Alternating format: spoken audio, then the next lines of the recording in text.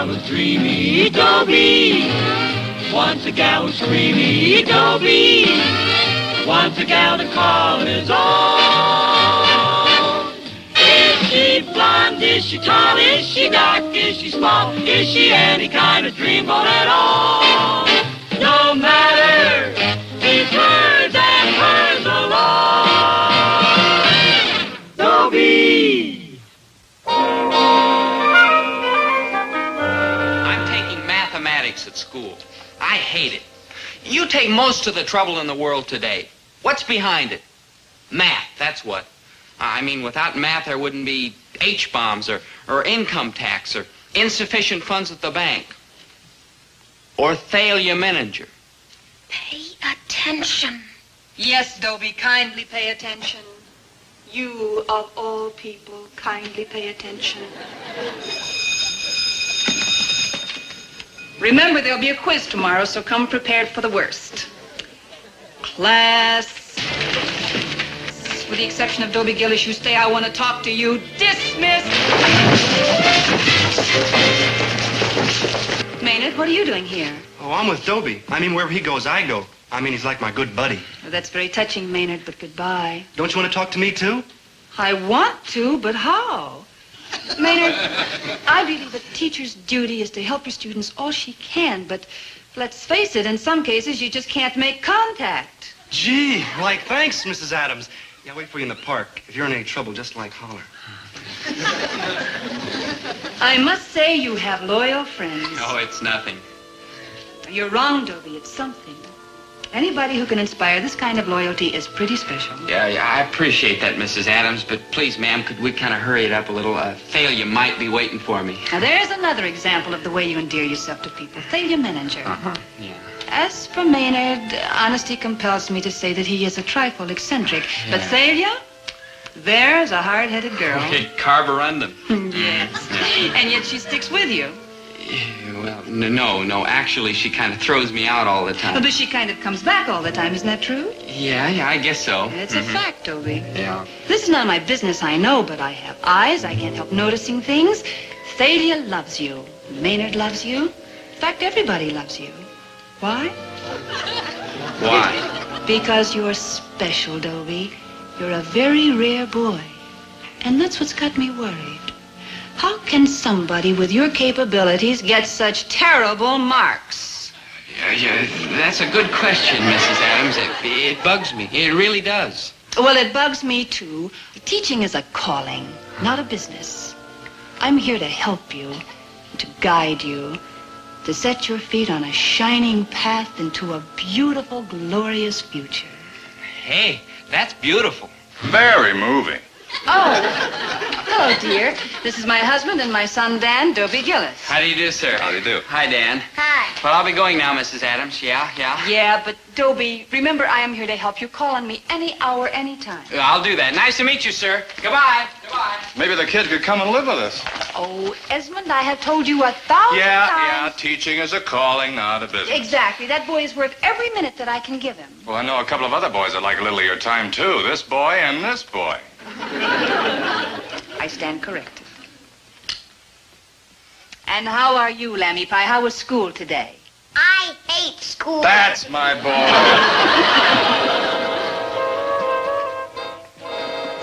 Maynard, You rang? how come you keep following Dobie around all the time? Because he's like my good buddy. I see. How come you keep following him around all the time? I don't. You gas me, girl. I mean, you leave me limp. I gave Dobie back his high Y pin 12 times in the last month. So what's that on your sweater? Well, I'm giving it back again today. That's why I wanted to see him. Sorry I'm late, Thalia, baby, but I guess it doesn't make any difference. What do you mean it doesn't make any difference? Don't fight it, Thalia. You love me. Maynard loves me. True. Everybody loves me. I'm lovable. Who says so? Just Mrs. Adams, that's all. Big deal. I've known you were lovable for years. You have? So how come you keep dumping me? Look, Dobie, you're lovable, but that's all you are. Lovable. Are you smart? No. Are you talented? No. Are you aggressive? No. Are you ever going to be a success? No. I was wondering when the conversation was going to get around to money. Will you kindly tell your friend that I do not happen to care about money? That's right, Maynard. Thalia doesn't care about money. Not for herself, that is. But her father's... 60 years old and has a kidney condition. And her mother... Isn't getting any younger. And her sisters... Who's married to a loafer. And her brother... Is turning into a public charge. So, it's up to Thalia to... Take care of the family. Yeah. Yeah, maybe we could, take up a collection. Don't get smart. Yeah. Look, I have a responsibility to my family.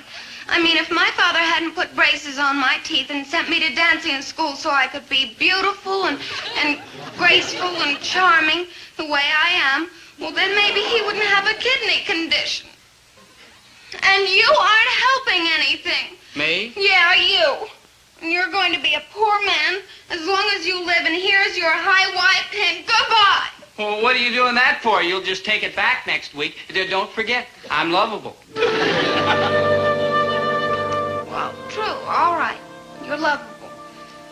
And maybe I'm stuck on you. But make no mistake, mister.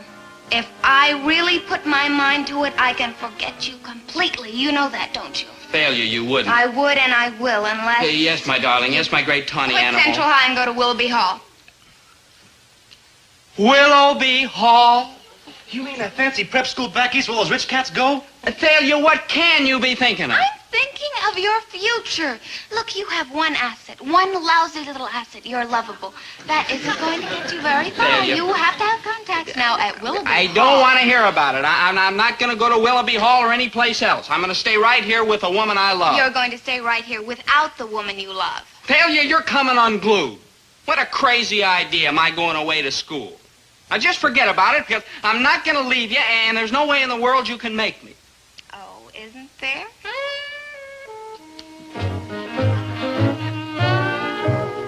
There's no way she can get me to go to Willoughby Hall, is there, Maynard? Oh, of course not. Of course not. No. I wonder how she's going to do it.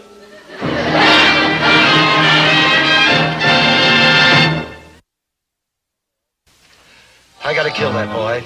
I just got Oh, calm down, Herbert. You were young once. Never that young. Where is that kid anyway? A whole truckload of groceries in the back room to be unpacked, and he isn't home from school. What's he got, radar or something? How does he always know when there's work to be done around here? Hello, Mr. Gillis, Mrs. Gillis. How are you? Dear. Have you seen Dobie? Oh, yes, but it didn't do any good. It never I does. wanted to talk to you. Hey, what do you mean? It didn't do any good. Well, that's what I've come to see you about. Do you know about Willoughby Hall? You mean the prep school back east? Yes, that's right. It's a fine school and lots of rich people Look, go I don't there. mean to intrude, but what's this got to do with Dobie? Well, I want you to send Dobie to Willoughby Hall. I'll send him to the hospital, the bum. Do you know how much it costs to go to Willoughby Hall? Yes, I have the rates and the information right here. It's expensive, all right, but look at it this way. It's an investment in Dobie's future. Future? What future? This kid has got to wind up living off the county. That will be enough of that, Herbert Gillis. Dobie's a fine boy with a good mind and a great potential. And I am not going to stand here listening to you running him down. I happen to think that Willoughby Hall might be just the place for Dobie. He's bright and sensitive and intelligent. And maybe what he needs is to broaden his vistas and round out his personality. And get away from you for a while. I'll get right to the point. What is Dobie's best quality? I give up. He's lovable, that's what. Now, everybody that knows him loves him. Now, when Dobie goes to Willoughby Hall, he gets put in a dormitory and has a roommate. Now, who is that roommate going to be? He's going to be a rich man's son, that's who. And living with Dobie, he's got to love him. I mean, it's inevitable. So, Dobie's got a friend, a rich, powerful friend whose father owns a bank or a factory, maybe. Now, this roommate introduces Dobie to his father. And he says, Dad, this is my roommate, Dobie Gillis, who's good and loyal and true and the best friend I ever had. Now, do you think you could find a place for him in the business? And the father says, Son, if he's a friend of yours, he's good enough for me. Don't worry about a thing. I'll take care of Dobie Gillis. And that's just my point, don't you see? Somebody has to take care of Dobie. Now, where do you want him? Standing in the line of a soup kitchen or president of a bank? Make your choice.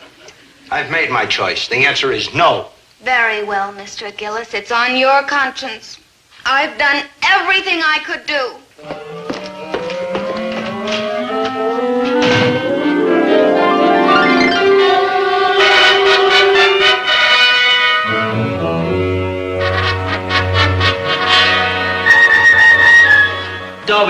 I don't want to get misty about it, but rooming with you has been absolutely top hole. I mean, you're a splendid fellow. No. First rate. I'm just lovable is all. You are that. Dobie, if it should ever fall to my lot to repay you for being such a decent sort, I hope you'll not fail to call on me.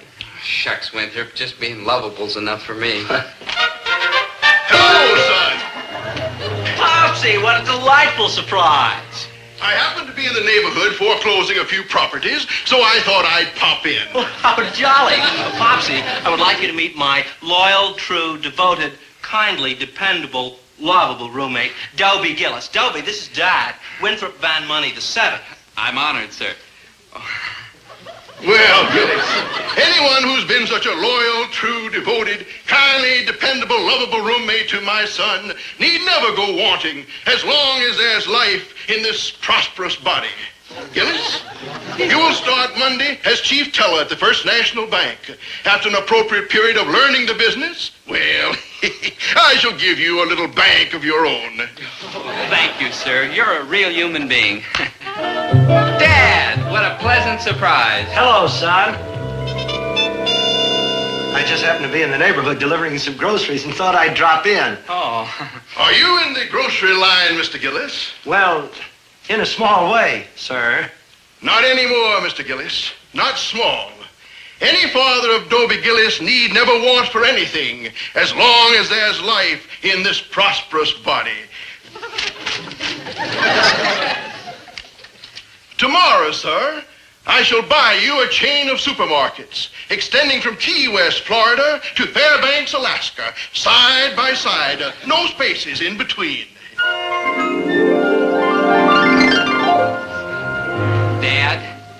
Dad? Oh, hello, son.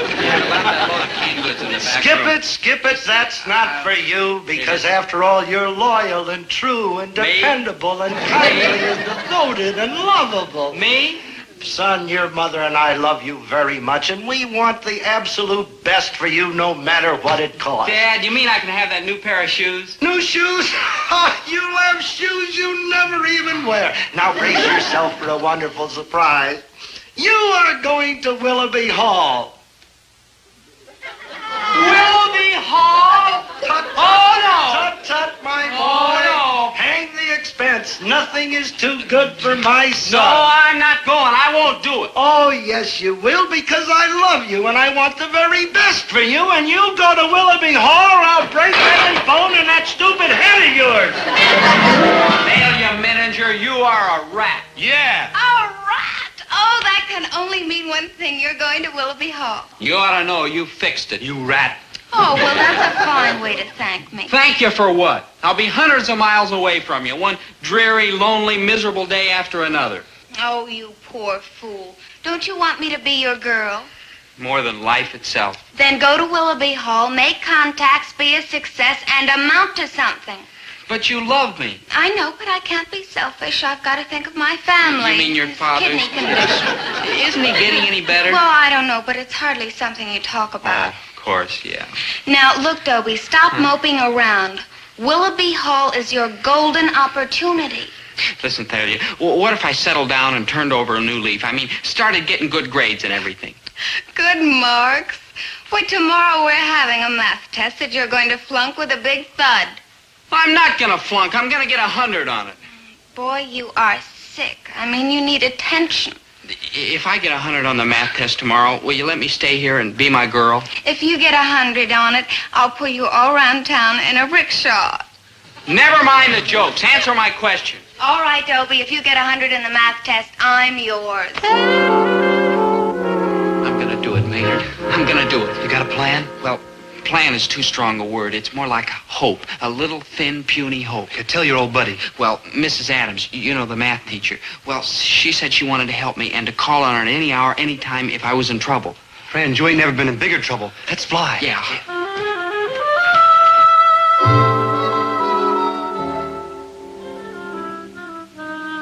Darling, please. It's the math test for tomorrow, and it's very important, honey. I'm just double-checking. Swell. Ruthie, I want to remind you of something. You've got a husband. Whom I adore. Darling, if teaching ever came between us, I'd give it up in a minute. But you work all day, and Dan goes to school, and I can't just sit around and be useless when there's such a crying need for teachers. You're right, Ruthie, and as you know, I'm all for it. But you know, I got to thinking, it's been 6 months since we went anywhere or did anything. And what do you say we go to a movie tonight, right now? That's a wonderful idea. Well, great. There's a good one at the Bijou. I think we just got time to catch the first feature. Haven't we forgotten just a little something? Oh, yeah, the kid. Well, what's the problem? We'll get a sitter. Where are you going to find a sitter at this hour? Well, he's in bed. Couldn't we just sneak out for a couple of hours? The answer is no. No on 2 counts. 1, we cannot sneak out for a couple of hours. And 2, he is not in bed. Regarde the KID. Hi, Slugger. Mr. Adams, I'm Dobie Gillis. We met at school this afternoon. Oh, yes. Uh-huh. And this is my friend Maynard G. Krebs. Like hi. Like hi. I'll tell you why we dropped by, Mr. Adams. Pray do. Uh-huh. Well, you see, sir, this afternoon, Mrs. Adams, your wife, you know. I remember her vividly. Yeah. Well, she said she wanted to help me and that I should call on her any time, any hour if I was ever in trouble, which I am now. So you thought you'd come over for a little private tutoring? Yeah, I guess you could call it that. You too? Oh, no, I just go where Dobie goes. I'm like his best buddy. Ah. Yeah, actually, I didn't want to come here at all. I was going to the Bijou. There's a gas of a movie there. So I've heard. Yeah, I saw it 6 times. I want to see it again. It's like the last night. Uh-huh. Boys, come in and sit down. Oh, thank you. Let me ask you a question, boys. Do you like Mrs. Adams? As a teacher, I mean? Oh, she's fine. She's 100% with me. Thanks, boys. Boys, you know what a teacher's life is? Well, it's long hours, it's hard work, it's tedious detail. How come she don't kick it? Because she wants to help you. And you. Oh, she's all heart, that woman. Yeah. If you could brighten her life a little, if you could bring her one small moment of pleasure, you'd do it, wouldn't you? Sure, but what can we do? You can sit with our little boy tonight while I take Mrs. Adams to the movies. While I bring a couple of hours of sunshine into her dark and dismal life. Now, boys, can you find it in your hearts to say no? Not us, Pops. Thank you, boys. Thank you. Why, Maynard, Dobie, what are you doing here? They're going to sit with Dan tonight while we go to the movies. Isn't that wonderful? What? Come on, dear. Let's But I don't understand. He's right, Mrs. Adams. You better get moving. You don't miss the part where the monsters of ours, Cleveland. Cleveland? Come on, dear, quickly. Oh, Esmond, I have to hide those test papers because those boys have to take the test tomorrow. Oh, I got you, baby. Boys, I don't think there'll be any problem. The kids' room's at the top of the stairs to the left. The kitchen's out there. Here's the phone. The phonograph is over there. The cookies are in the cookie jar. The ice cream is in the freezer. God's in his heaven and all's right with the world. Good night, boys. Someday that you explain all this. Yeah, maybe someday. Thanks. Thanks a lot. It's all I needed tonight, babysitting. Oh, cheer up, Dobie. It ain't so bad. Well, what's good about it? They got a record player, man. They got a record player. Big deal. Oh, boy. Brahms, Mahler, Bass? It's Bach, Maynard, Bach. Yeah, Bach. Where's the jazz? I can't find no jazz. What do they need with a record player? They ain't got no jazz. Must be someplace.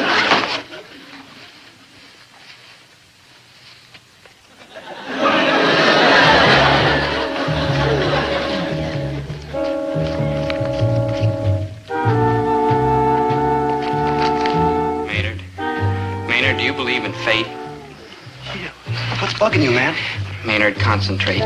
This is the quiz Mrs. Adams is going to give us tomorrow. We've got it right here in our hands. Now, all we have to do is look up the answers right now, and tomorrow we can get 100 on the quiz. And if I get 100 on the quiz and I don't go to Willoughby Hall, I stay right here with Thalia, and life is beautiful once more. That's like cheating, Dobie.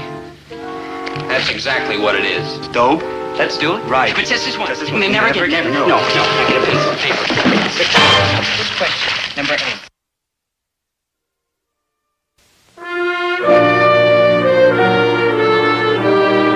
Thus, one Englishman with imagination, Isaac Newton, lying under an apple tree, altered the entire course of civilization. On your way out of class, you may pick up your quiz papers. I'd like Dobie Gillis and Maynard Krebs to remain behind. Dismissed. That's very good, Thalia. Thank you.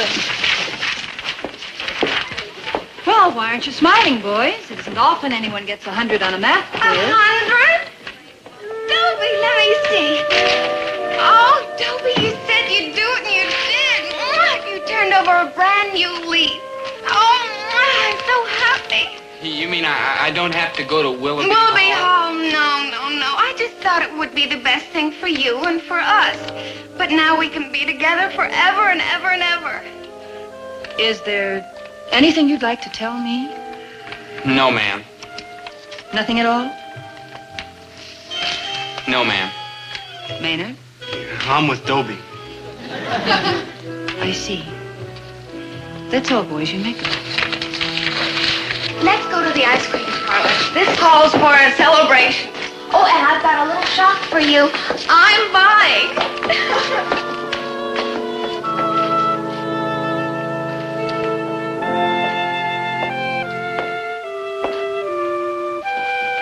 Hi, Ruthie. Get in the car. You ready? Oh, what's the matter, Ruthie? I think when Dobie and Maynard were sitting for us, they found the test questions. I think they cheated on the exam. Oh, come on, Ruthie. They look like a couple of nice kids. What makes you say a thing like that? Dobie got 100 on the test. Well, it's possible. And Maynard, too. Oh, the one with the... Beard. I see what you mean. Well, honey, what are you going to do about it? There's nothing I can do, except never trust those boys again. That hurts, darling. Believe me, it hurts. Mrs. Adams, Mrs. Adams. Mrs. Adams, I gotta tell you something. All last night I couldn't sleep. Not one wink. Yeah, me too. And this morning my mother had griddle cakes for breakfast and I couldn't eat. Not one bite. Yeah, me too. Out in the hall just now, Thalia kissed me and even that didn't make me feel good. Yeah, me too. Thalia kissed you, too? No, but I wouldn't have liked it anyhow. Something on your conscience, boys? We cheated on the test, Mrs. Adams. We found the questions at your house and looked up the answers. Yes, ma'am, that's what we did. Thank you, boys. You've made me very happy. Huh? I'll have to flunk you, of course. This makes you happy? No, Maynard. What makes me happy is to see my faith justified. I've never been so proud of being a teacher as I am at this moment. Thalia, you should be proud, too. You have a fine, sweet, sensitive, wonderful boy. Yes, I have a fine, sweet, wonderful, sensitive boy. Who's never gonna make a dime. What are you crying for? You wanted the boy to go to Willoughby Hall? Well, he's going now. Be happy. I am happy. You think you can manage a little smile? Here he is. Well, I guess this is it. He'll love it there, Winnie. He'll meet a lot of wonderful people. He'll get buddy-buddy with his rich roommate and go to all those fancy places. Oh, he's going to have a fine time. Hey, go, good buddy. I just couldn't do it. I couldn't let you go without me. So I played my record player all night long till my old man threw in the towel. You mean? Yeah, I'm going to Willoughby Hall, too. Hey, great. Yeah, but wait till you hear the zinger. I call the guy in charge. What do you call him? Warden. Dean. Like that. And you and me, buddy, are roommates. No. Oh, no. Oh, no, Willoughby Hall. That's what this is going to be. Your roommate, you go right upstairs and unpack. I'm going to the store, so this could be your roommate. Out! Go unpack! Out! Unpack! Unpack! You'll laugh, boy.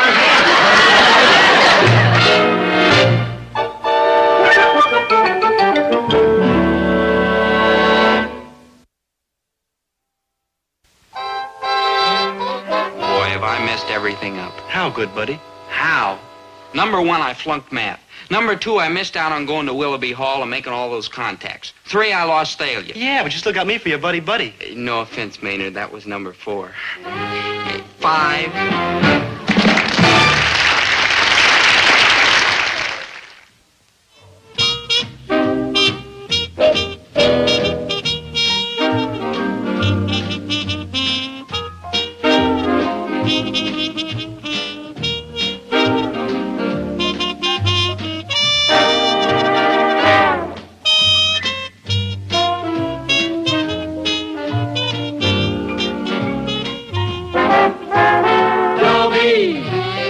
Once a gal was dreamy, Dobie.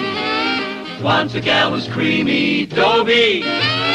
Once a gal to call his own. Is she blonde? Is she tall? Is she dark? Is she small? Is she any kind of dreamboat at all? No matter, he's hers and hers alone. 'Cause Dobie has to have a girl to call his own. Once a gal was dreamy Dobie. Once a gal was creamy Dobie. Once a gal to call his own. Is she blonde? Is she tall? Is she dark? Is she small? Is she any kind of dreamboat at all? No matter, he's hers and hers alone. Dobie. There used to be a lot of pigeons in this park. Now there's only one. Me. I've been sitting here 2 hours waiting for a girl. Thalia Manager. Girl? What am I saying? She's not a girl, she's a cash register. I've had it. 2 hours is long enough to wait for anybody. I'm going to give her just exactly 1 more hour. If she isn't here by then, I'm through. There he is, Chatsworth. I'll get rid of him in a hurry. See that you do. Yes, Chatsworth. Quickly, I haven't got all day. Thalia, my Dobie, love. I'm sorry I'm late. But Late? something You're not late. unexpected Come came sit down. up, you Yeah, I see. can see that. And, Well, never mind. Come sit down. Well, that's what I'm trying to tell you. I can't. Why not? Because I'm going out with him. But you've got a date with me. I know, Dobie, and I wouldn't dream of breaking it if it weren't for something important. Like what? Him. What's Chatsworth Osborne Jr. got that I haven't got? Chatsworth Osborne Sr. But he's too old for you. He's 22 if he's a day. I know, but he's so dominating. You mean rich? How many times must I tell you that it's not money that really counts, it's strength I want. Well, I can lift my own weight. I mean strength of personality.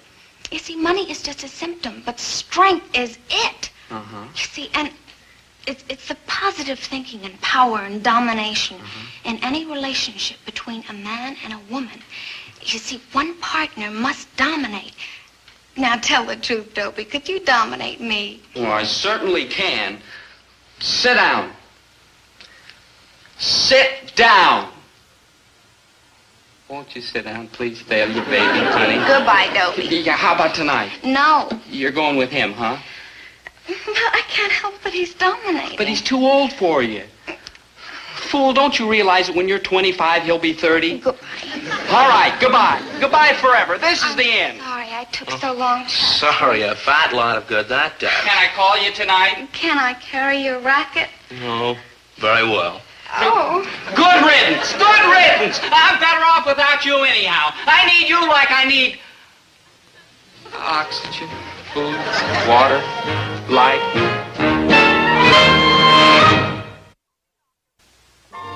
We won't be long, Dobie. We're going down to the bank. Yeah, we're going down to the bank to sign a note to borrow some money to buy a new truck so I can go out and deliver groceries and make a living to keep you strong and healthy so you can go out and chase girls while I go out and drive the truck. Here, put this on. No, I don't need it, Dad. Put on the apron. This isn't a lending library, you know. It's a grocery store. Now put it on.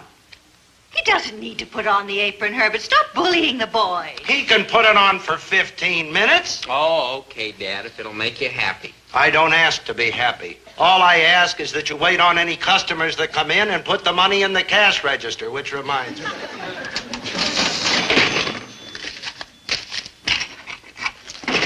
I'm leaving you 5 singles and $3 in change. You think you didn't trust your own son? I'm trusting him with $8. I'm trusting him if he makes a sale to ring it up on the cash register. And if he don't, I'll break every bone in his head. No, Herbert. Blow, blow, blow. Blow up, sea winds, along Paumanok shore. I wait and I wait till you blow my mate to me.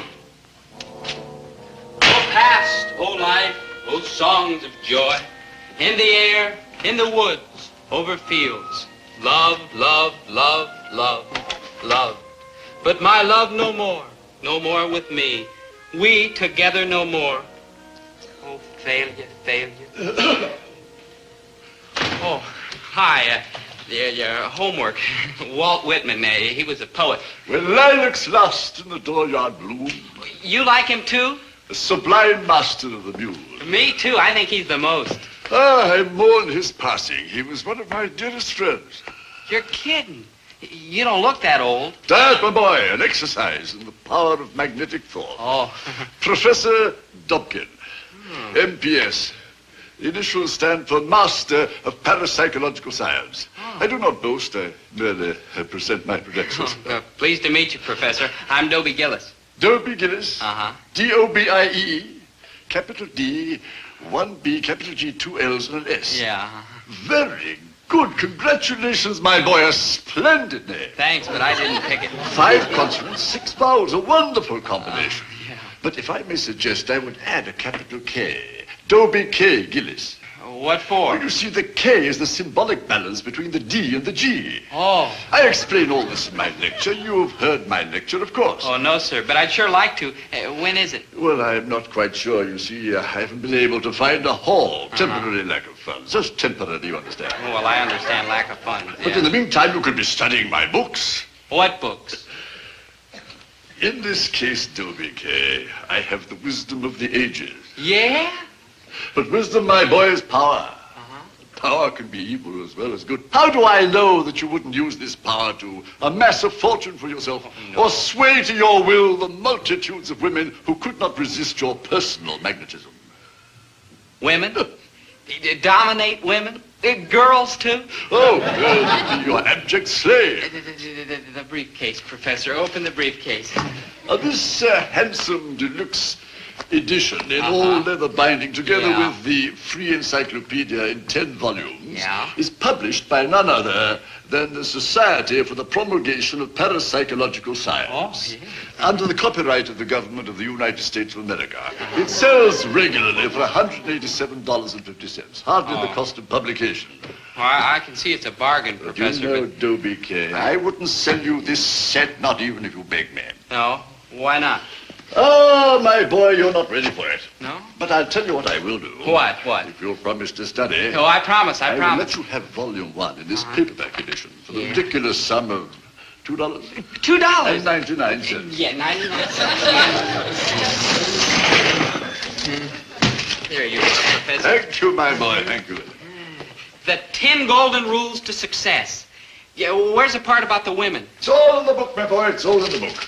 The Earth is a vast terrestrial magnet pulsing with the forces of cosmic derivation. Professor, I don't understand one word of it.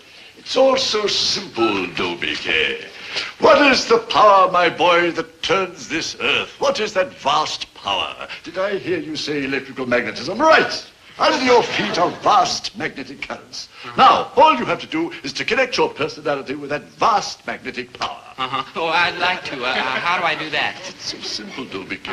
It's all in the book. Yeah. Now, in order to connect yourself with that vast magnetic power and make your personality absolutely cosmically irresistible, Dobie K. Gillis, born December 12th. December the 12th, must stand, let me see, yes. Yes. 2 degrees south of north by northeast, right there.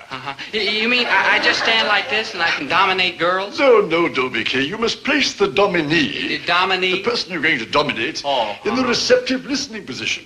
What's that? Well, in your case, it would be, let me see, you were born when? December the 12th. Yes, well, in your case, it would be, yes, let me see, 45 degrees south by north. Right here. You mean I can dominate you now? Yes, I'm your utter slave. Commander. I don't know. But just tell me to do anything at all. Raise your right hand. Wow. Anything else? Yeah. Raise your left hand. Oh, boy, wait till I get that failure manager. Aren't you going to release me, Dobie? Oh, yeah. Put him down. Be careful how you use that magnetic power, my boy.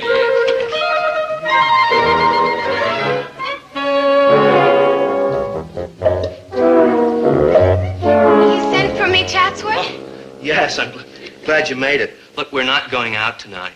We had a date. Look, don't you hear well? I said we're not going out tonight.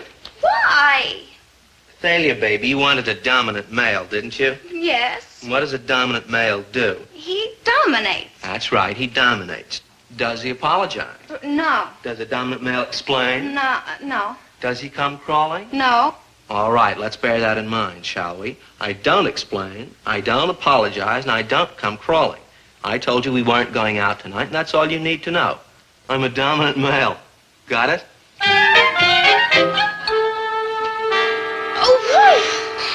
Oh, the nerve of some people. Stand up! What You are not going out with tonight you? with Chatsworth Osborne Jr. You know are going that. out with me. All right. You mean you will? I said I would. Well. Raise your right hand. Boy, are you kooky. Pick me up at 7. I could have made her raise her right hand if I'd wanted to. It's just, well, I don't like to abuse this new magnetic power. Oh, my, you look nice, dear. Thanks, Mom. I've got a date with Thalia. Isn't that wonderful? Yes, it is. Wonderful? It's marvelous. You make me proud and happy, son. And tonight, while I'm in that back room unpacking that load of canned goods, every once in a while I'll stop and I'll say to myself, my son has a date with Thalia Menninger. Nah, Dad, you're okay. You're my kind of guy. I'd like to be your kind of guy, but somebody's got to work around here. Ah, Dobie Gillis, just the man I was looking for. Yeah, and I've been looking for you too, Professor. That magnetic power, it's the greatest. Magnetic, you mean you made it work? I just got myself a date with Thalia Menninger is all. Splendid, splendid. Uh-huh, Well, in yeah. that case, you'll be ready to purchase volume 2. Oh, I'm ready, Professor, but I haven't any money. None? Not a penny, no. Oh, that's rather unfortunate. I was wrong. But I'd sure like to come to your lecture and learn some more of this magnetic jazz. Say, have you booked a hall yet? Not yet, I'm afraid. You see, I'm in rather the same difficulty you are. Oh, no loot, huh? Well, just temporary, you understand. I understand. Good. I could find a hall somewhere, even a small one, and set up my pitch. It's arranged for my lecture. I'll soon be rolling in wealth. Yeah. Gee, Professor, I wish I could help you, but... Can, Dobie, you can. How? Just name it. Maybe you could persuade your father to let me have his grocery store tomorrow Well, night. I don't know. He doesn't persuade very The grocery easy. store would be ideal. You see, we could serve little snacks and things like that. Snacks? My father will kill me. Dobie, you of all people know how important it is that I spread my message to the yeah, world. I know. Can't you get your father out of the grocery store just for tomorrow night? Well, how? Well, get him to go to the movies. Oh, I don't... Say, maybe I could use my new magnetic power. Make him go to the movies. Sure, I can do it. I don't think I would if I were you, Dobie. Dobie? Dobie K. Remember, I'm attuned to the greatest force in nature. I can feel the cosmic energy coursing through my body. Professor, my father will be at the movies tomorrow night. Count on it. Take my advice and have a little more experience. Read volume 2. I hope there's a train out of town tomorrow night. Well, another day, another dollar. Winnie, let's you and I go upstairs and take off our shoes, sit down and watch television, huh? No. No what? No television. What's wrong with television? There is nothing wrong with television, but you and I are going out tonight. People who stay home night after night stagnate. You have been reading those women's magazines again. Never you mind what I've been reading. We are going out to the movies tonight. Not me, baby. I am going upstairs and stagnate. Herbert, I won't let you. Whether you like it or not, I am going to broaden your cultural base. At the movies? No arguments. We are going to the movies, and that's final. Okay, but you don't argue fair. Dad, turn this way, will you? Hey, what do you think you're doing? Oh, I'm putting you in the susceptible listening position. What? Just a little more. That's fine. Now listen carefully. You are going to the movies tonight. Okay, I'm going to the movies. Well, everybody get off my back.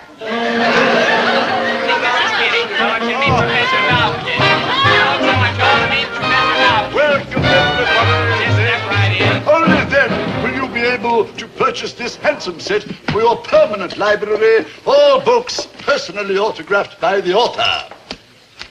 Hey, Dobie. Got any more of these potato chips? Oh, yes, madame. Let me read to you the table of contents. Chapter 1, diet and exercise and the power of magnetic thought. 2, love, the cosmic influence. 3, Men, women, and... No, I see we're a mixed audience here. I will leave you to read the table of contents for yourselves, ladies and gentlemen. Dobie, the first ones were saltier. Haven't you got any of them left? You had to broaden my cultural base. But why leave in the middle of a feature? Some feature, the monster who devoured Cleveland. Well, I thought it was, different. Well, it was different. The monster devoured Cleveland in one go. Not section by section or suburb by suburb. No, he ate up the whole city in one big mouthful. Oh, and those kids in the audience smooching and lollygagging all over the place. That wasn't a theater we were in. That was the Tunnel of Love. Now, Herbert. I don't have the key upstairs. We'll have to go through this door. And when they weren't smooching, they're eating peanuts, popcorn, chewing gum, potato chips. I felt like I was sitting in the middle of a delicatessen counter. Well, they have a right to eat. Only after you have finished reading. It's all right. Dobie's here. You're a little late, folks, but come in. You're welcome. Dobie, get rid of these freeloaders and I'm going to take care of you. No, Dad. What? Dad, don't make me put you in the susceptible listening position. What? Don't make a scene, dear. These people are our customers. Herbert Gillis, you will be quiet. You will let these people stay here because I, Dobie K. Gillis, command you to. Okay. Good. This fine young man will now pass among you. If you feel weak, debilitated, badly used and put upon, Would anyone simply care to buy a give copy this of young this man book? a paltry sum of $3.99, and the key to success is yours. Read it, ladies and gentlemen. Mom, buy a book, please. Please buy a book. The Power of Magnetic Thought, only $3.99. Please buy it, Mom. Dear, this please, is the biggest please. Oh, thank you, Mom. Winnie. Thank you. Why? Thank you, madam. Thank you very much. Now, how about the rest of you ladies? You husbands, doesn't happiness mean more to you than the insignificant sum of $3.99? Ladies, what can you buy for $3.99? Cold cream, face powder, lipstick. Ah, foolish ladies. In this book, you will find the beauty secrets of Cleopatra, the siren of the Nile. Cleopatra didn't have a beauty shop to go to, yet she knew how to reduce the mighty Caesar to helpless idiocy and make the great Mark Antony her devoted slave. And how about you gentlemen, you pale, puny men? Wouldn't you like to increase your vitality, win new friends, find better jobs, get rid of those pot bellies, all for the insignificant sum of $3.99? Well, what are you waiting for? Get your copy now.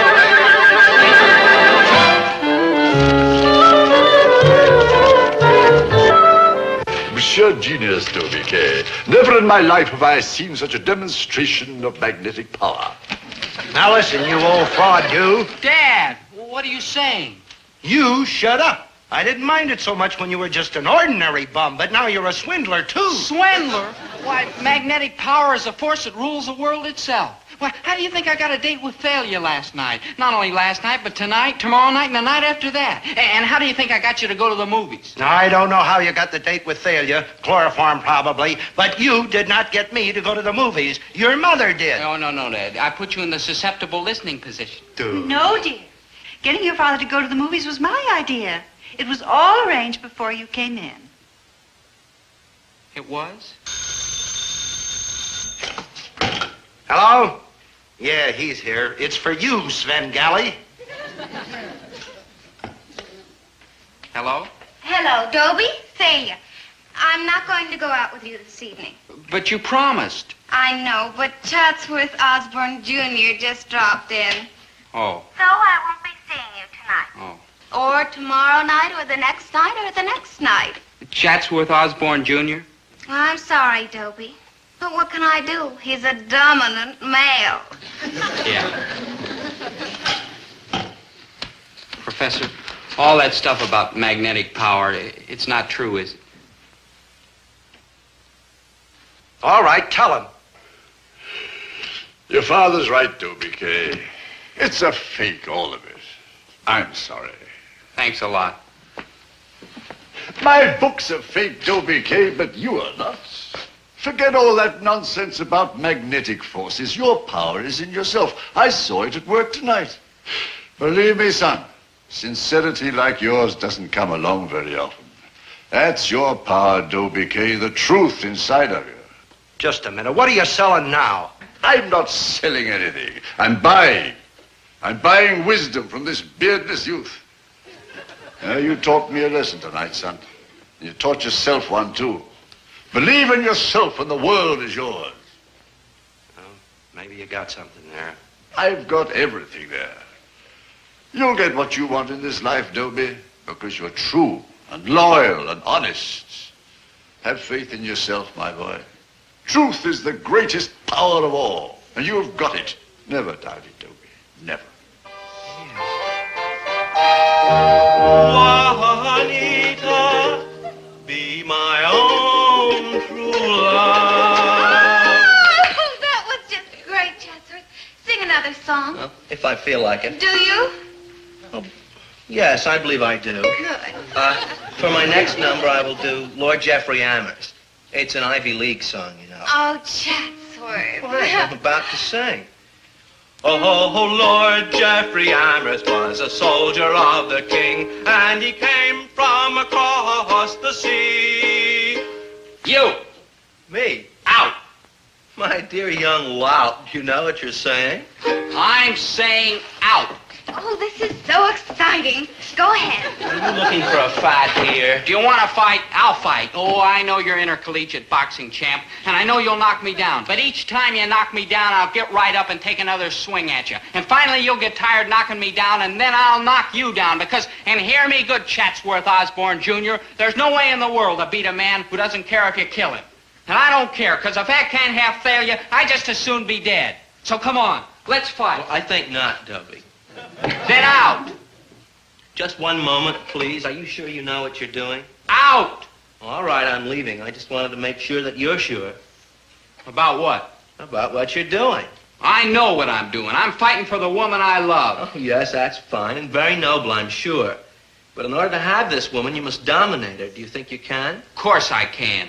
Now, stop, Gillis. Stop and look. Is this an ordinary girl? No. She certainly isn't. No. She's a hardhead. Now, just a minute. Oh, hush up. I'm trying to help you. This girl, as I said, is a hardhead. In fact, I'd say she's one of the truly hardheads of our generation. Can you deny that? No. As a matter of fact, I sort of agree with you. Thank you. Uh-huh. Now, in order to dominate a head as hard as Thalia's, you must have even a harder head. And no offense, Gillis, but your head is a little soft. It is? In fact, a little spongy. It is? Now, the trouble with you, Gillis, is that you're basically a decent sort. Colorless, but decent. Uh-huh. Simple, good, honest. Thanks, Chatsworth. I appreciate that. Well, don't. Don't what? Don't appreciate it. I'm giving you bad news. You're a nice guy, Gillis, and nice guys finish last. Well, what do you mean? I mean, and let's not split hairs, Thalia is a rat. Yeah? Yes, she is. She certainly is. Mm-hmm. And in order to dominate her, you've got to be even a bigger rat like me. That's why I'm telling you in all sincerity, leave, Gillis. Leave, run, flee, escape before this monster grinds you up. Chatsworth, I thank you for your good advice, which I am not taking. She's a monster. Yes, she is. She's a monstrous monster. But I have heart and trust and faith, and I believe in myself. And I believe I can dominate Thalia. And if I believe I can, by George, I can. So take your mandolin and get out of here. Ukulele. Out! Dobie, you are so dominant. And you're so rotten. Listen, if you want to be my girl, you'd better mend your ways, because I'm decent and loyal and true, and I'm not wasting my time with anybody who isn't worthy of it. Yes, Dobie, darling Dobie. Also, I'm thirsty. My dominant man. I'll go make you some lemonade. Yeah, and be quick about it. Okay.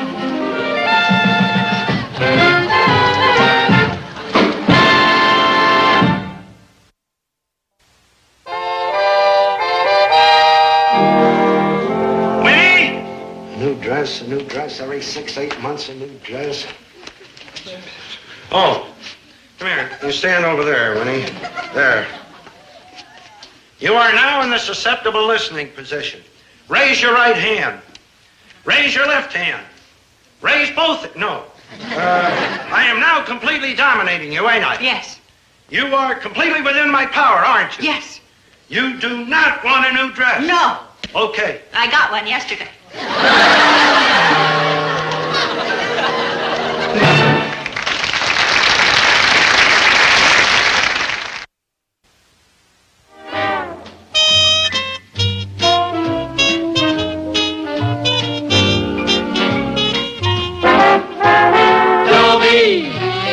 once a gal was dreamy. Dobie, once a gal was creamy. Dobie, once a gal to call his own.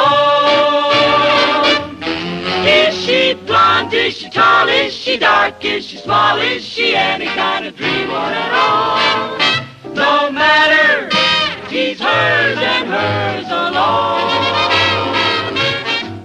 'Cause Dobie has to have a girl to call his own. Once a gal was dreamy, Dobie. Once a gal was creamy, Dobie. Once a gal to call his own. Is she blonde? Is she tall? Is she dark? Is she small? Is she any kind of dreamboat at all? No matter, he's hers and hers alone. Dobie. I don't like to brag, but I'm really a pretty unusual guy. I mean, you take lots of guys in their 20s or even in their 30s. They're still floundering around looking for their life's work. Not me. I've known for years what my life's work is. Girls. And for years I haven't been able to get a girl. That's what I meant when I said I was pretty unusual. It isn't every day you see a 17-year-old failure. Well, not altogether a failure. There's Zelda Gilroy. She's the one girl, I use the term loosely, that I can get. Dobie, I'm yours. Zelda, let me put this to you as kindly as possible. You're a wonderful girl, but you Just wait till I fill out. Who can live so long? Oh, don't worry. The way I've been eating lately, it could happen any minute. Zelda. Come on, Dobe, give me something to eat. Zelda, you're interrupting. I'm sorry. Okay, now, where was I? You were saying I was wonderful. Oh, no, And Zelda. I think you're wonderful too, Dobie. Zelda. Will you stop that nose bit?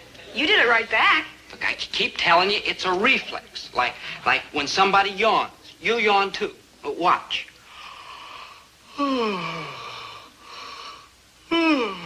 Well? Well, normal people do. Do you think you can be quiet? I don't know. I can try. Well, try hard.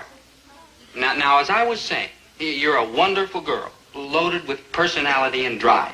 And I'm sure there's lots of guys who'd love to have you. I can't for the moment think who, but I'm sure there's lots. Name 3. Well, No, Dobie, let's stop dreaming. I mean, do you really think I'd be chasing you if anybody else wanted me? I mean, anybody. But beggars can't be choosers, and it looks like you're it, pal. You know, if you face facts, you'd see that you haven't got any choice either. Nobody'll have you but me. Zelda, I don't want to be unkind, but I never saw your picture in anybody's locker. My point exactly. You see, Dobie, there are 2 kinds of people in this world, the haves and have-nots. You and I are have-nots. So let's at least have something, each other. But I don't love you. Of course. Who wants to love? Well, you will eventually. I mean, when something's yours, you gotta love it. Look, I've got a bunion on my big toe. It's mine, but I don't love it. Enough conversation. I gotta get started on my filling out. Let's eat.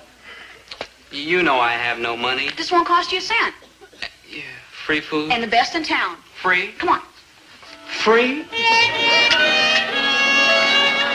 Enough butter, okay? Look, you've got butter on your bread, you got butter on your meat, you got butter on your potatoes, you got butter on your butter. Do you have to have butter on your dress? Speaking of dresses, dear. No. But I need one. What for? I have to go downtown tomorrow to buy some clothes, and I haven't got a thing to wear. You're buying a dress to go buy dresses in? Of course, dear. Now listen to me. Tomorrow I'm going to the Citizens National Bank to borrow $5,000. I'm going like this. Am I first going to the household finance to borrow money, to buy a suit, to go to the bank in? Are you, dear? Who's that? It's Dobie Gillis, Dad. I brought him home to dinner. Dobie, take my place. Well, how do you do, Dobie? How do you do? That is just what I needed, another mouth to feed. Oh, don't worry, Dad. Dobie's gonna marry me. Yeah. Sit down! Look out for that one. She's all over with butter. Sir? Let's get one thing straight. You are not moving in with us. Is that clear? Couldn't dream of it. Okay, you have my blessing. Here. But, dear, don't you think Zelda's a little young to be getting married? No. Any further questions? Sir? Well, where are they going to live? Oh, I've got it all figured out, Mom. Dobie's dad owns a grocery store. Over on 9th and Main? Mm-hmm. I know the place. I know the old man, too. Red-headed guy. Kind of a nut. That's him. You know Old Gillis, huh? Well, I figure you can't starve to death in a grocery store. That's smart thinking, daughter. Well, at least I got one winner out of this litter. Now, we'll talk about the dowry. Dad, girls give the dowry. All right, I'll waive the dowry. Who cares about money anyway? Love's all that counts. And Zelda, if you and this Dobie. This Dobie love each other, I am proud to welcome him into the family. And let me tell you... What? He went that way.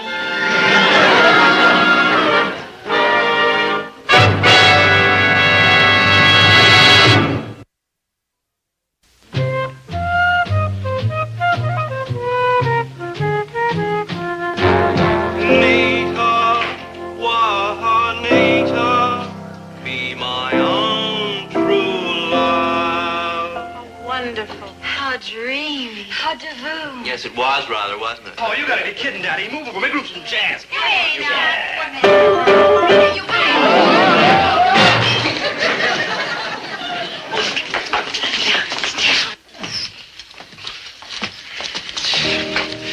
Hey, Big Daddy. Chatsworth Osborne Jr. He's got all the luck. What luck? He ain't got luck, he's got girls. What could be luckier? Dobe, I keep telling you, girls are like no good.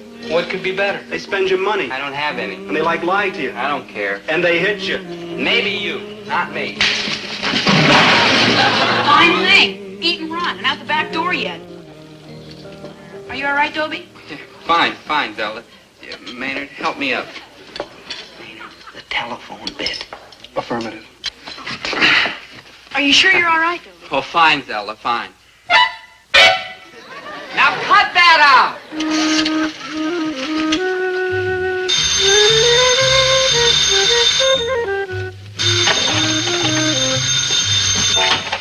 Hello? Hello, is Zelda Gilroy like there? Who's this? This is Dad Gilroy. I'm like her father. You sound a little young to be a father. Yeah, don't I? Down at the lodge, they call me boy father.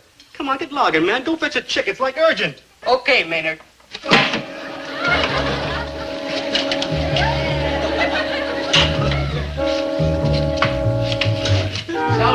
Zelda, telephone for you. Says he's your father. But Dad doesn't know that I'm... Must be urgent, Zelda. That's what he said, like urgent. Yeah. Thanks. Hello? Hello? Hello, Dad? Hello? Good thinking, Dobe. It's only temporary. No matter where I go, this girl will find me. You bet.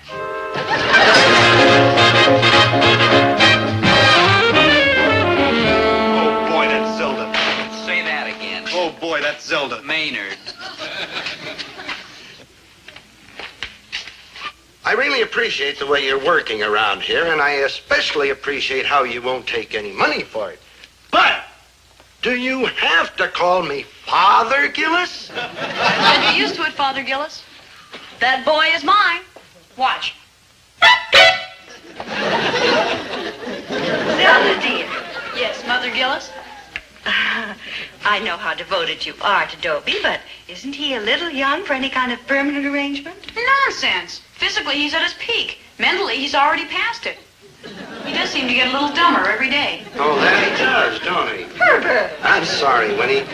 Zelda, Mother Gillis, Mrs. Gillis is right. I mean, you kids are a little young to be thinking about getting married. I mean, how are you going to live? I've got it all figured out, Father Gillis. We're moving in with you. Oh, no. Oh, no, you don't. A man works and sweats and slaves his whole life for one thing. Just one. So his kids will grow up and get married and get out of the house and get off his back. You are not moving in here, girl. In fact, you are leaving right now. And that goes for you, too. Out! Out! When will you Gillises realize that Dobie only has one chance in this world, and that chance is me? You poor dear fools. Poor Zelda. She's so wound up. Why does Dobie have to get involved with a girl like that? Why, he could have any girl. Oh, you're so right, Winnie.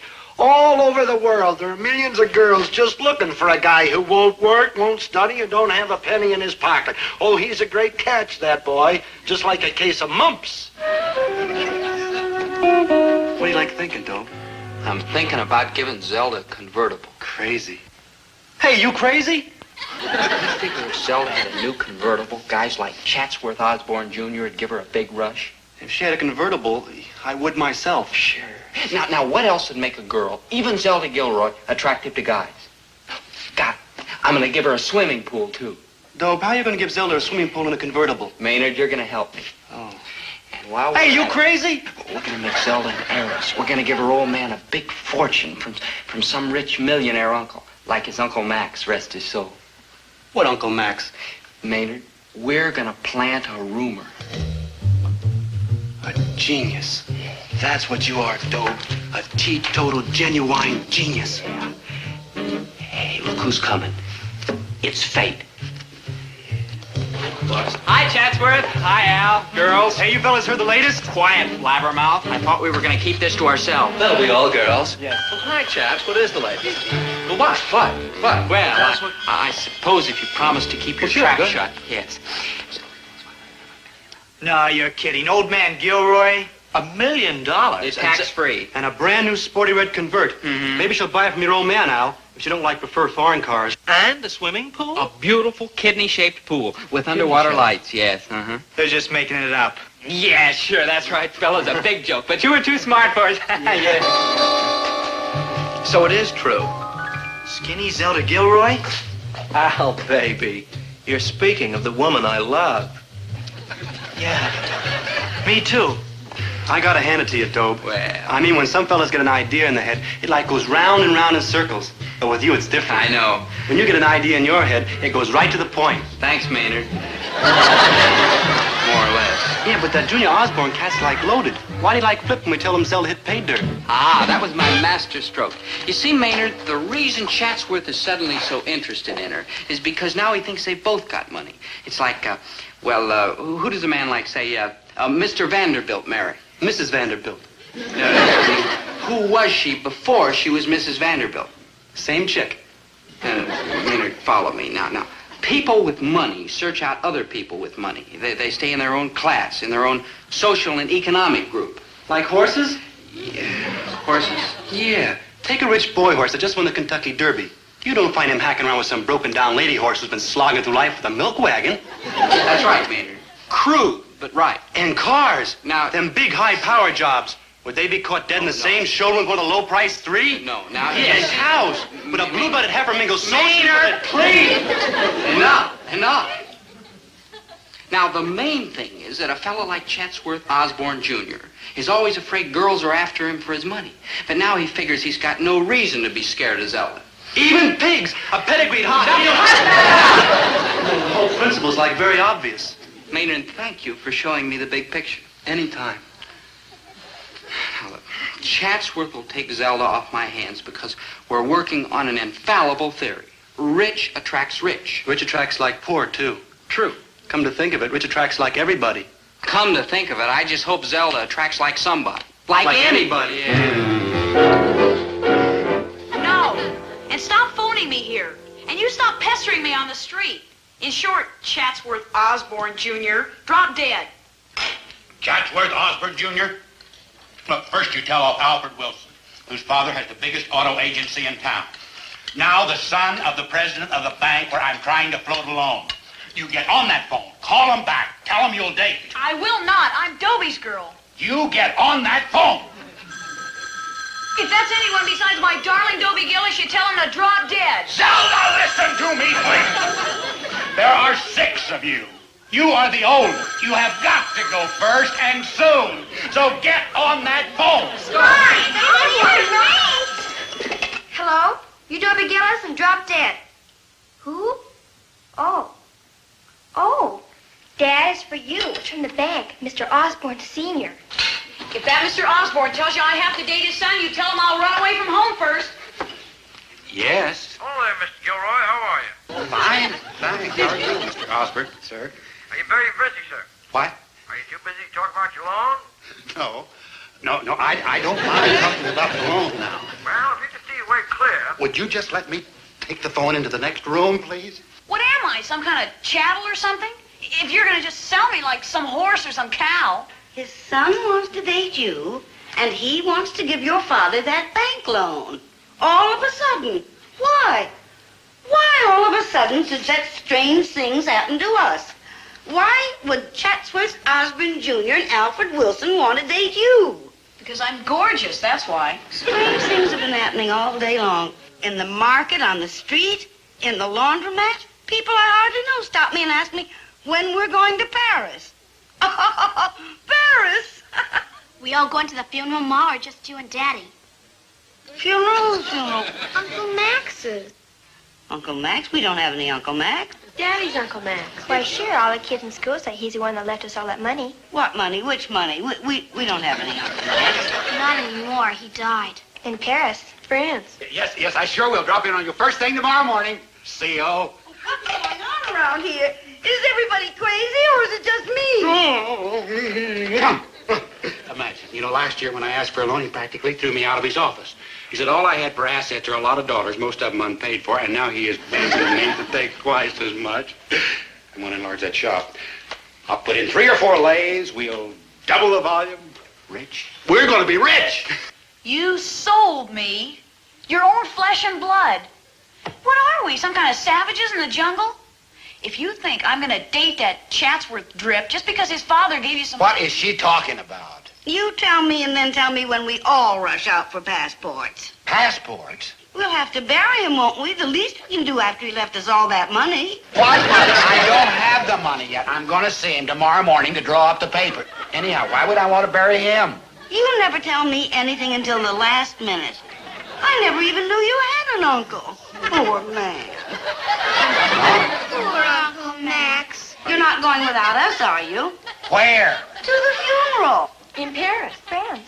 If you think I'm going to let you go to Paris alone... Have you been under that dryer at your hairdresser's again? What's my hairdresser got to do with Now, it? look, Amy, one of these days you're going to sit under that dryer too long and you're going to broil your brains for good. Now, late Uncle Max? Who's late Uncle Max? Yours, the one who just died. In Paris, France. And left you all that money. Me? I didn't inherit any money. I've been trying to... What have you been telling people? About what? About Uncle Max, that's what. Then you do have an Uncle Max. I do not have an Uncle Max. I meant, what has she been saying? Now, you know what kind of an imagination she's got. What has she been making up now? I haven't made up anything. I haven't said anything to anybody. It's other people have been saying things to me. Nutty stuff, like I'm getting a new car for my next birthday. Or I'm going to Europe to finish finishing school. Or how soon is our swimming pool going to be finished? Swimming pool! We're going to have a swimming pool. How lovely. When do we begin? What? Swimming pool. Using what for money? Swimming pool. Now, don't be silly. Well, if we can't go to Paris, France, why can't we at least have a swimming pool? Yeah, we could swim in it. The whole family could enjoy a swimming pool. I cannot afford a pool. But you're getting a loan from the bank. The loan is for the shop, not a pool. But don't you see, dear, it would be an investment. In what? Water? In your daughter's future.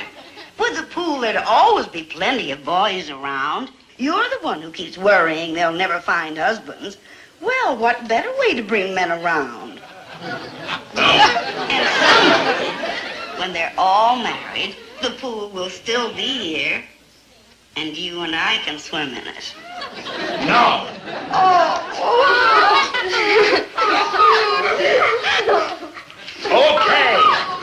Okay. Swimming pool.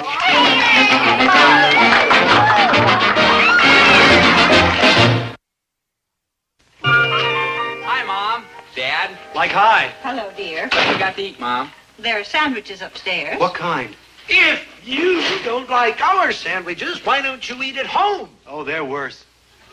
This one he keeps. Zelda he threw back. Zelda? What about Zelda? Nothing, dear. It's just that we haven't seen her around lately. Oh, yeah. Yeah, isn't it wonderful? Well, I don't know. We found Zelda rather interesting. A great little gal. Zelda? What's the matter with you? Are you allergic or something to money? Hey, how do you like that, Maynard? They heard the rumor. Ain't that a gas? What rumor, dear? Oh, about Zelda's Uncle Max and the money and the swimming pool and all that. Well, of course we've heard it. Everybody's heard it. The swimming pool is a rumor. Sure, Maynard and I made the whole thing up. Dobie did most of it. Rumor. Trucks have been going by here all day long. Trucks? Dump trucks loaded with dirt. From Zelda's house. Where they are digging a swimming pool. But we made it all up. About Uncle Max and like that. Well, make up an Uncle Max for me, will you? Maybe you'll drop dead and leave me a supermarket. Well, well, well. Look who's here. Hello, Zelda, darling. How are you? Oh, yes. How are you, Zelda, darling? Oh, swell. Hello, Mrs. Gillis, Mr. Gillis. What do you mean, Mrs. Gillis? This is Mother Gillis, and me, too. I'm Father Gillis. Father Gillis? What is all this? Some private joke, I expect. Oh, this is my friend, Chatsworth Osborne, Jr. Oh, my goodness, we know Chatsworth. I certainly know his father, too. In fact, I'm down at the bank all the time. Oh, yes. Overdrawn Gillis. What can I do for you, Zelda? Oh, please send over some root beer, ginger ale, marshmallows, frankfurters, buns, and, well, you know, everything for a splash party. Just leave it to Father Gillis. Thank you, that'll be all. Oh, wait, you know our son. Dobie? Oh, yes. Hello there. Hello there. 3 days ago, you were going to throw yourself off the bell tower if Dobie didn't kiss you. Now it's hello there. Since when did you get so big? Since Uncle Max. You ain't got an Uncle Max. So how come I have a swimming pool?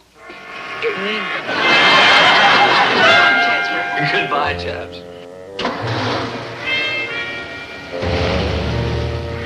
Oh, I gotta Kill that boy? That's right. Me, too. I don't get it. You get it because I don't get it. No. Me neither. We made up Uncle Max. You were right there. Yeah. Dobe, you don't suppose we really made up an Uncle Max? I mean, we made up an Uncle Max who really was. I mean, like an Uncle Max really. Ooh. I mean, like the science fiction pictures, you know, where they like imagine something and it like really happens. Ooh, I get like chills. You know, I mean... Maynard, I know what you mean, and it's ridiculous. Oh, don't be too sure, Dobe. There's a lot of things in this world that can't be explained. Maynard. Take electricity. I may take electricity later. Right now, I'm going to take my swimming trunks. Where? To Zelda's pool. If I made it up, I may as well swim in it. Well, hi, Zelda. Chatsworth. Hi, Al. When do we get to go in the pool? Yeah. When we get Zelda married off. And you two will wait till we get those two married off. Then when we get you two married off, Swimming pool. 14, 15 years yet. Hi, Mr. Gilroy, Mrs. Gilroy, kids. Yeah, I hope you don't mind. I think I'll just change into my trunks. Where do you think you're going? Swimming. Zelda invited me. When? Well, generally, that is. You see, I'm Dobie Gillis. Hi, Zelda. Zelda. I'm Dobie Gillis. Oh, yeah, Tom. I guess she didn't recognize me. I'll just go tell her again who I am. Hold it! But I'm Dobie Gillis. Zelda was going to marry me, remember? I remember good. Now, look, we could get without a swimming pool. With an investment like this, buddy, we are after bigger game. You do understand, Dobie? Yes, ma'am. Goodbye. Well, let's see. 14, 15 years till the baby's married, then you and I get the pool. It's a long time, but it ain't forever. So. Darling, a little more than 14 or 15, maybe 18 or 19. Yes, there's going to be another little Gilroy.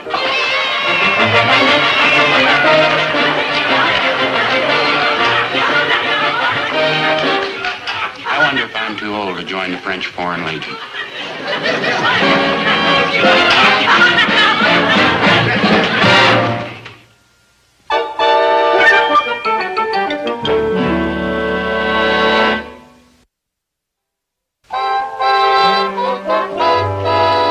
Hello, Dobie. What are you doing here? I love you. Oh, go swim in your pool with Chatsworth Osborne, Jr. Haven't got a pool. What do you mean? Oh, they found out it was all a rumor about Uncle Max and the money, and they repossessed the pool. Repossess the pool? Zelda, how do you repossess a pool? I don't know. All I know is I came home from school, it was all gone. The diving board, the water, the lights. The tile. Everything. So it's you and me again, huh? That's right, Dobie, you and me. And a hole in the ground.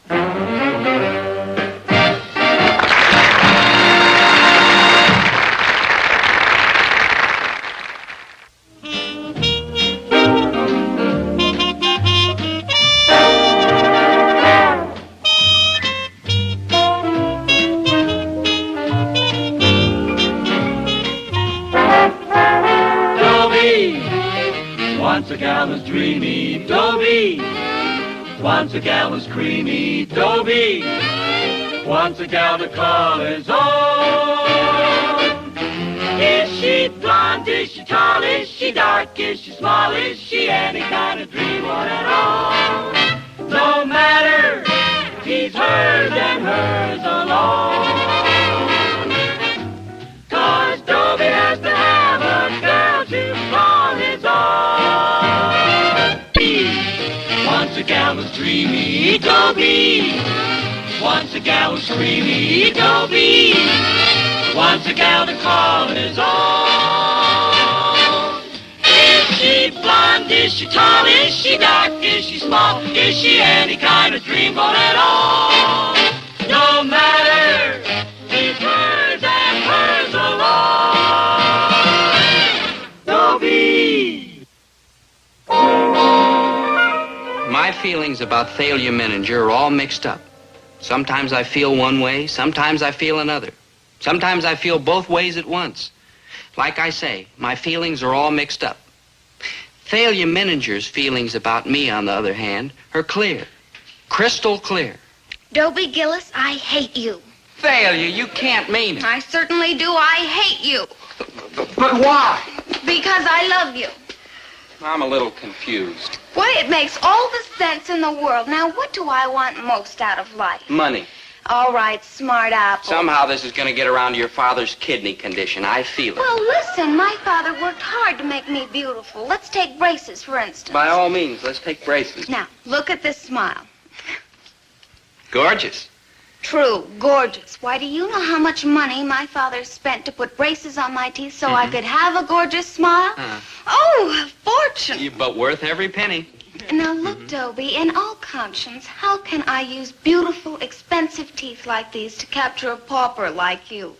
But, why, it's ridiculous. The bait is worth more than the fish. Bait? Fish?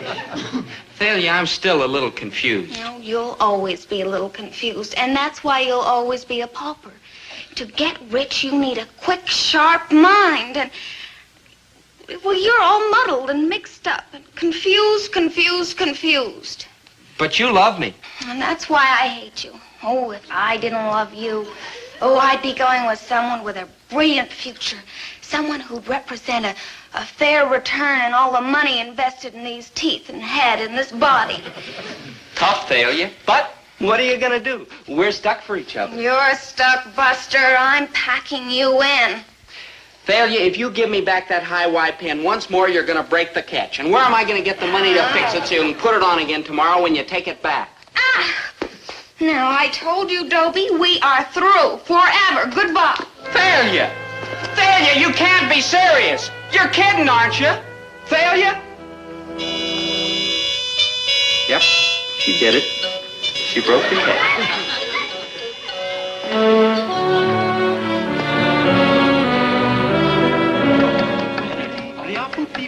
Maynard. Maynard! Maynard, where do you go when you take off on these strange flights of yours? Out, Maynard. Far out. Believe me, Maynard, there's nothing I'd like better than to leave you there. But I'm afraid the law requires you to be here during school hours. Well, those are the breaks. Yes, Maynard, fate could have dealt us a better hand. Both of us. You know, I once turned down an opportunity to go into the aluminum siding business. But let us not mourn our fate. Let us accept our lot with a smile. Yes, sir. Smile, Maynard. There's a good soldier. Now, Maynard, and the rest of the troops, will you kindly turn to page 281? Thalia. Go away. Look, Thalia, my high Y pen. I had a chain put on it, like a little locket, see? I'm not interested. But you love me. When will you get it through your head that you and I are finished? I'm delighted to hear you're finished, Thalia, because I would rather like to begin. And Dobie, will you please apply all your tiny powers of concentration, because I'm about to take up the study of logic. Logic is nothing more nor less than the science of thinking. In other words, it now becomes my task to try to teach you how to think. This looms as one of the bleakest undertakings in the history of education. However,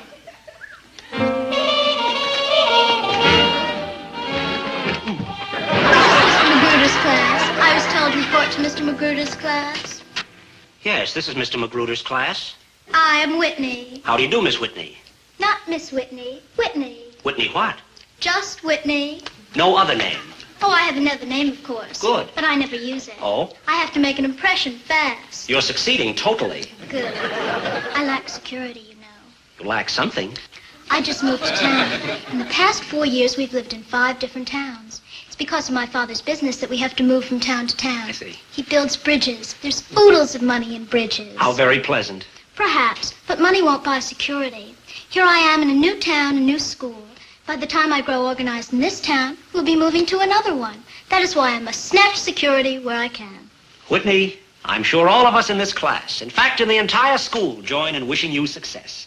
Now, would you be good enough to sit down? There's a nice seat here, right in the front row. Thank you, but I prefer to sit over there.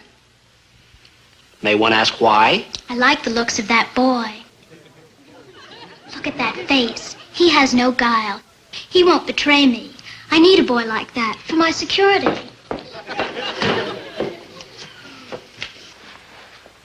As I was saying, today we will begin the study of logic, which is the science of thinking itself. As the philosopher Descartes said, I think, therefore I am. Cogito, ergo sum. Ooh.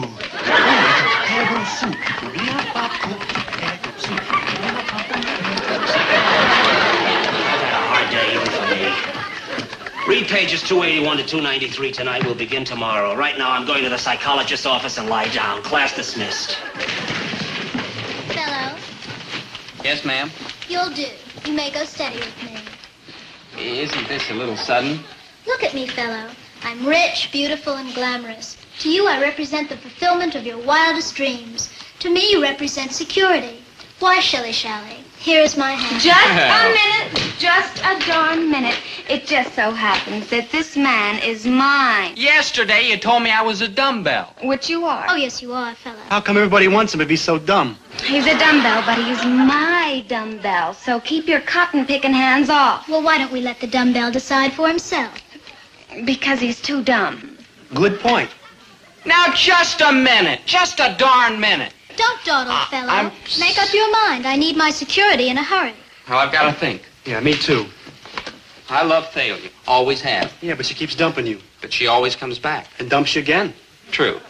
Now, Whitney, on the other hand, is rich, beautiful, glamorous. And kooky. Yeah, well, what would you call Thalia? Kooky. Yeah, it's a hard choice, hard. I've got to think it out very carefully. I don't want to make a mistake. Yeah. I got it, Dobe. Flip a coin. Oh, you don't have a coin to flip, and you never will. I'm taking you as you are, penniless and dumb. And so will I. But make up your mind quickly. Yes, quickly. Thalia, I'm yours. Oh, you fool. Well, my girl, my sweet, steady girl, when will I see you? Oh, I don't know. Call me sometime. Aha, so that's the way it's going to be. Maynard, go catch Whitney. All right, Dobe. All right. Steadies? Steadies. Mm-hmm. When do you want to see me? Later. And also tonight after supper. Where do we go? Well, the fact is, Thalia, I'm You're a little short of cash. Yeah, I thought we might go for A a nice long walk. Uh-huh. I can see it all now. Life with Dobie. One nice long walk. Oh. Hey, Dobe. Uh-huh. I got like an idea how you can become a big success by walking. How? Become a mailman. Thanks, Maynard.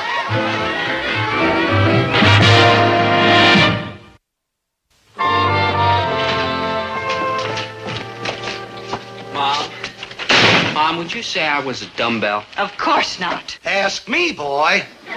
Don't you dare call Dobie a dumbbell. Dumbbell? Why, there is the smartest kid I ever saw.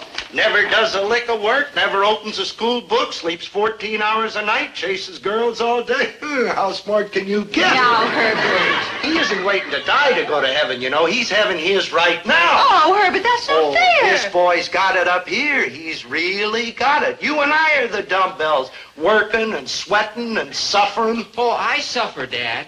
These cheeks may be young and unlined, but down deep, my soul's etched with scars. Etched? Dad, I don't want to criticize, and I know you do your best according to your meager understanding. But, Dad, when a guy comes home from a day out in that hard world, is it too much to expect a little sympathy? Oh, Dad, I know you'll try to do better. I gotta kill that boy. I just got him. You gotta understand that boy. That's what you gotta. He really does suffer, you know. He's at the awkward age. Well, I'm at the awkward age, too. Old arms and old legs and no help from that young awkward age bum. Keep shouting, Herbert. That's the way to learn things. Keep shouting. I'm sorry, Winnie. That's better. As I was saying, Dobie is at a difficult time of life. He's no longer a boy, and he's not yet a man. But why isn't he a man? He's as tall as a man. He weighs as much as a man. He walks like a man. He eats like a horse. Why isn't he a man? Keep shouting. All right, Winnie, no more shouting, but explain it to me, will you please? Slowly, I'm dumb. I guess that's where the kid gets it. You're not dumb, Herbert, and neither is Dobie. You're a father and he's a teenager, and you're both acting according to plan. Who made up this plan? The good Lord, I guess. Do you really think that Dobie's so different from other teenagers? You mean they're all like that? Of course. Ooh, the mind trembles, kid. What were you like when you were 17? Well, Well, I was yes. like Dobie. There, you see? Oh, you're a wise woman, Winnie. And you're a wise man, Herbert. Come back. No! Wise man, let's get to work. Okay, wise woman. There's just one thing I still don't understand. What? Well, if you're so wise and I'm so wise, how come we got such a dumbbell for a son? When I picked up Thalia, I thought she was going to be unhappy. In fact, I thought she'd give me the rough side of her tongue. But she was a doll, an angel, so sweet, so happy. I couldn't figure it out. Thalia, I said, why are you so happy? Because I finally figured out a way to make you a success. Oh. Now, do you remember the assignment Mr. Magruder gave us in logic? No. Swell. Dobie, logic is the science of thinking. Uh-huh. Why, do you know that people can actually be taught to think? You're kidding. No, and that's why I'm so happy for you. Why, you don't have to be dumb all your life. Isn't that wonderful? Yeah, wonderful. Come on, let's walk over to the movie. Sometimes they forget to lock the side door. Now, just a minute. You're not paying attention. This is the most important thing that ever happened to you. Why, this book here can wake up that sluggish mind of yours. My mind's Now, so sluggish, how am I going to understand all this stuff in the book? Well, I'll teach you. I'll coach you step by step, bit by bit. That's all we're going to do? Until you learn to think. Now, let's get started. Pay close attention. Before we can learn to think properly, we must learn to detect the common fallacies of logic.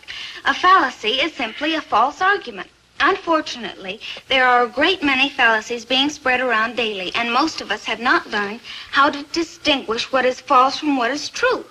Now, until we do, we cannot learn how to think. Therefore, let us turn the cold light of truth on some widespread fallacies. Oh, isn't this exciting, Dobie? That's the word, exciting. Now, first, let us examine the fallacy called dicto simpliciter. Dicto simpliciter. Hey, catchy title. Bet you Maynard could set it to music. You rang? Oh, hi, good buddy. What you doing? Oh, I was just out picking up some tinfoil. Oh, say, you know, Maynard's got a ball of tinfoil this big at home. Oh, no, now it's this big. Well, what do you do with it? Oh, I pick it up and put it in a ball. And then what do you do with it? Oh, I go out and pick up some more. Oh, excuse me, I should have known. Goodbye, Maynard. Yeah, hey, what are you cats doing? Studying. Thalia's going to teach me how to think. Oh, you won't like it. Maynard, if you don't understand, we'll be quiet. First, let us examine the fallacy called dicto simpliciter. Oh, wee, wow, what a beat. Dicto-simpliciter, dicky-dicky-doo. Yeah, I knew he'd love it. Stop it this minute, or I'm leaving. Knock it off, Maynard. First, let us examine the fallacy called dicto simpliciter. Dicto simpliciter means an argument based on unqualified generalization. For example, exercise is good, therefore everyone should exercise. No, I agree. I think exercise is wonderful. Yeah, like builds your body. And that's why I like nice long walks. They develop your leg muscles. You know, I got the second biggest calves in the whole school. No Will kidding. you two shut up? Now, the argument is a fallacy. It is not true. Oh, when you say exercise is good, you must qualify it. You see? For some people, exercise is not good. For instance, if you have a heart attack or kidney condition or like that. So you can't just say exercise is good. You must say exercise is usually good or exercise is good for many people. But you must qualify it first, don't you see? Yeah. I got a question. Yes? Who's got the biggest? Biggest what? The biggest calves in the whole school. Oh, Milton. His are bigger, I'll admit, but mine are harder, and that's what counts. One more chance, Dobie, and then I'm walking. This time it's forever. Okay, okay. Quiet, Maynard. Now, next we take up post hoc. Post hoc. No beat. Here is an example. Let's not take Bill on our picnic. Every time we take him, it rains. Say, Now you that- know I knew a guy just like that. Walter Funk. Remember him, Maynard? Sure, little fat guy with glasses. Yeah, that's the one. Yeah. Remember, every time we took him on a picnic or to a ball game or like that, it rained buckets. Yeah, I wonder whatever happened to him. Probably drowned in a rainstorm. Oh, don't you see? The argument is a fallacy. It would have rained whether Walter Funky was there or not. He didn't cause it, don't you see? And for your further information, you've just blown your last chance with me. I'm through with you. This is the end. Careful when you take off, you'll break the chain. Yep. Yep, she broke the chain. Tough good, buddy. Maynard, how am I ever going to get Thalia? You ain't, so why don't you take the other? Whitney? She's a kook. Yeah, but she's an available kook. True. When a guy needs chicks the way you need chicks, you better grab what's available. You could be right. Believe me, Dobe, that ain't no fallacy. Maynard, you are right. I'm going to do it. Good luck, good buddy. Thanks. Yeah, I'll dig you like later. Where are you going? Pick up some more tinfoil.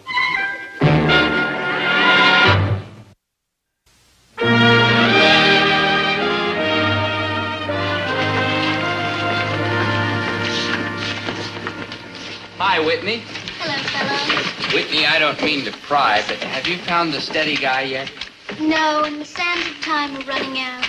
I grow more insecure by the hour. Do you have anyone in mind? Me. Splendid. We'll start tonight. Uh-huh. I'll get the convertible from Daddy or the Oh, town yeah. car if the weather isn't fine. That would be nice. Just a minute. Just a darn minute. Yes. He's mine and butt out. But Thalia, last night you That said... was last night. This is today. You mean you want me back? Of course. I'm confused. It's simple, Dobe. She only wants you when somebody else wants you. No, Thalia. This time I am not coming back. Oh, don't be silly. You love me. Look at these teeth in this face and this body. You can't knock it, Dobe. That's a fact. Yes, she does have a certain folksy charm, while I, on the other hand... You, am on the rich. other hand, shut up. Dobie, darling, come back. Thalia, I am a man with feelings. I'm not a yo-yo to be sent away and pulled back whenever the mood strikes you. Now, if I come back this time, you've got to promise me it's for always. All right, Dobie, I promise. Unless, of course, I get tired of you. Oh, well, that's different. Yes. Steadies? Steadies? Yeah, uh-huh. All right. Yes. Oh, here's my high Y pin. The chain's broken and the catch is broken. You'll have to figure out some way to keep it on. I'll figure it out, Dobie. Yes, my darling. Yes, my great tawny animal. Gad, what you're doing to my security. You're not helping mine much either. And now, if you young lovers can succeed in disengaging yourselves temporarily, I'd like to start the class. Open your books to page 281. Does anyone here happen to know how I got into teaching? No? Well, if you find out, tell me, will you?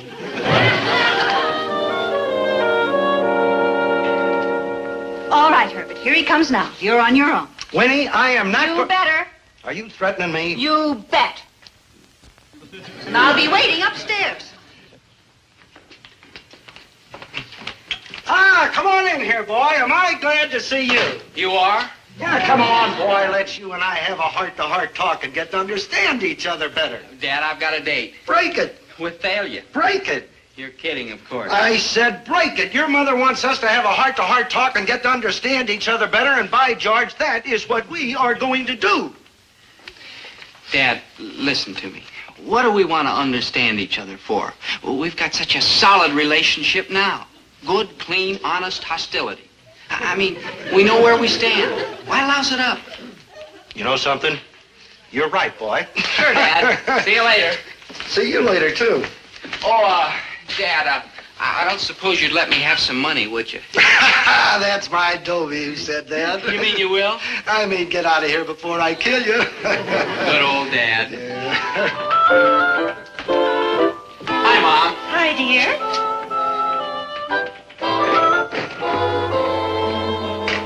Boy, don't make me tell you no again. It's a... we understand each other, Winnie. We understand each other. Yeah, I had a date with Thalia, all right. If you can call it a date. No, Dobie. Now, I'll try once more. And please try to concentrate. Okay. Okay, now, the fallacy is called false analogy. An analogy is a comparison between things. Got it? Got it. Okay, false analogy. Oh, hi, Whitney. Bonjour, fellow. Bonjour, fellow. Here, sir. Here, never mind Theodore Barra. Pay attention to the logic. Yes, Thalia. Now, false analogy. Here's an example. Students should be allowed to look at their textbooks during an exam. After all, surgeons have x-rays to guide them during an operation. Lawyers have briefs to guide them during a trial. Carpenters have blueprints to guide them when they build a house. So why shouldn't students be allowed to look at their books during an examination? Right. Best idea I've heard in years. Don't you have a fallacy? Now, what's wrong with it? Think.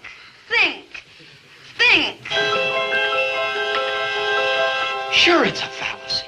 Doctors, lawyers, carpenters, they're not taking tests to find out if they learned anything, but students are. So how can you make a comparison? Oh, right. Oh, 100% right. Yeah. Oh, you can think. You're not altogether dumb. Yeah. Now, wasn't it worth all that work and study? Yeah, I guess so. No, I know so, because now one thing is obvious to me. You have got a brain. Ah, dicto simpliciter. You what? You just made a dicto simpliciter.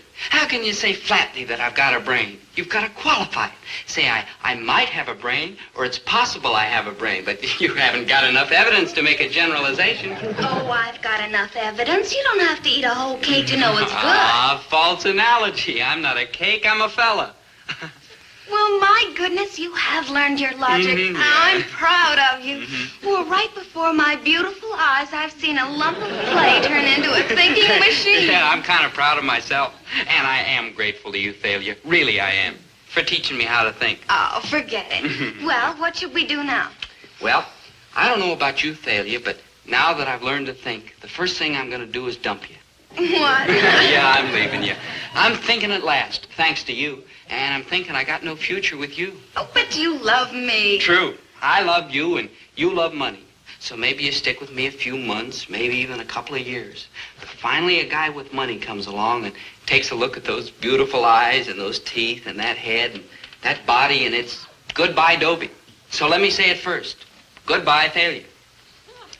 Dobie! You can keep the high Y pin. Bye, Thalia.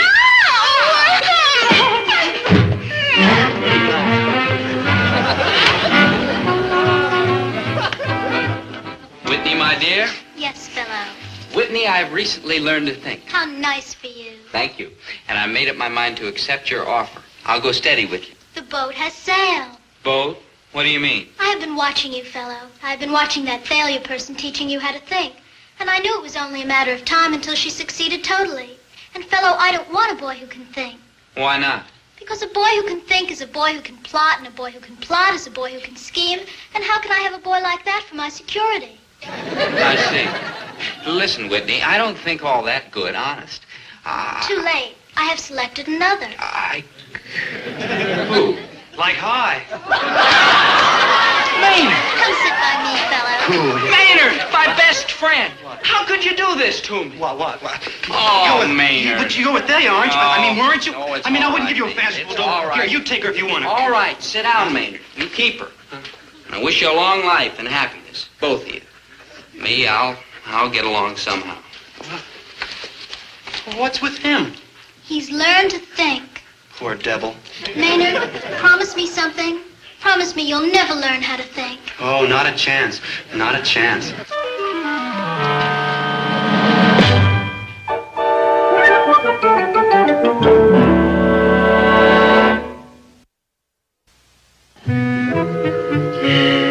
Loneliness isn't too bad once you get used to it. You don't need to be lonely anymore, good buddy. I'm back with you. What about Whitney? Moved to Cleveland. Her father's like building a bridge. Oh. Yeah, I wonder what they do with the bridge in Cleveland. Gee, I'm sorry, Maynard. Oh, I don't mind. Because it's you and me again, good buddy. Just you and me. And that's the way it'll always be. I'm afraid so, Maynard. No offense, but I'm afraid so.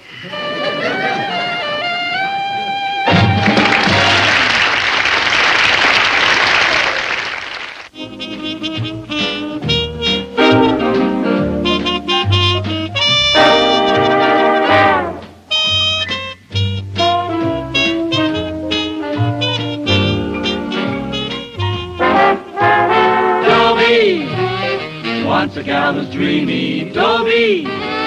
Once a gal is creamy, Dobie. Once a gal to call his own. Is she blonde? Is she tall? Is she dark? Is she small? Is she any kind of dream or at all? No matter, he's hers and hers alone. 'Cause Dobie has to have a girl to call his own. Once a gal was dreamy, Dobie. Once a gal was creamy, Dobie. Once a gal to call his own. Is she blonde? Is she tall? Is she dark? Is she small? Is she any kind of dreamboat at all? No matter, he's hers and hers alone. Dobie. The other day in school, I learned about this ancient Greek named Diogenes, who used to go around with a lantern looking for an honest man. Well, that's what I do. Only I don't look for a man, I look for a girl. And she doesn't have to be honest. She can be crooked as a dog leg, just so she's beautiful and soft and pink and round and mine. Boy, do I look. I look with lanterns, with flashlights, with matches, with telescopes, with radar. But do I find a girl? No. No, the only girl I can get is a girl nobody else wants, especially me. Dobie, you're fighting me. I sure am, Zelda, and I will continue to fight as long as there's breath in my body. Why? Zelda, no offense, but I hate you. It'll pass. Dobie, don't be a fool. Grapple me to your bosom. You'll never get another girl. Why not? Well, to get a girl, you need money. To get money, you need to work. And that lets you out, Buster. That's right. Darn right that's right. Zelda, would you say I was a bum? Been saying it for years. So what do you want with me? How many times have I asked myself that question? How many nights have I lain awake and said, why? Why? Why? Why? Here I am, a girl with a brilliant future, intelligent, determined, beautiful, ambitious. Beautiful? All right, so I haven't quite filled out yet, so give me time. I'll give you 40 years. Just keep away from me. How can I keep away from you? I love you. Zelda! And even if you don't know it, you love me too. Ah, come on. I'll prove it. Just now, when I wrinkled my nose at you, you wrinkled yours right back. Keep telling you, it's just a reflex. Admit it, Dobie. You love me. Zelda, I love my mother and father. I love my brother Davy. I love my friend Maynard. I love my little dog Spot. I love my new tweed jacket. I love bowling. I love potato chips. But you, Zelda? No, Zelda. Dobie, you're wasting time. You're not going to get off my back, huh? Never. I'll run away. I'll follow you. I'll lock myself in my room. I'll climb in the window. I'll disgrace you. I'll pick my teeth in public. I won't wash. I won't shave.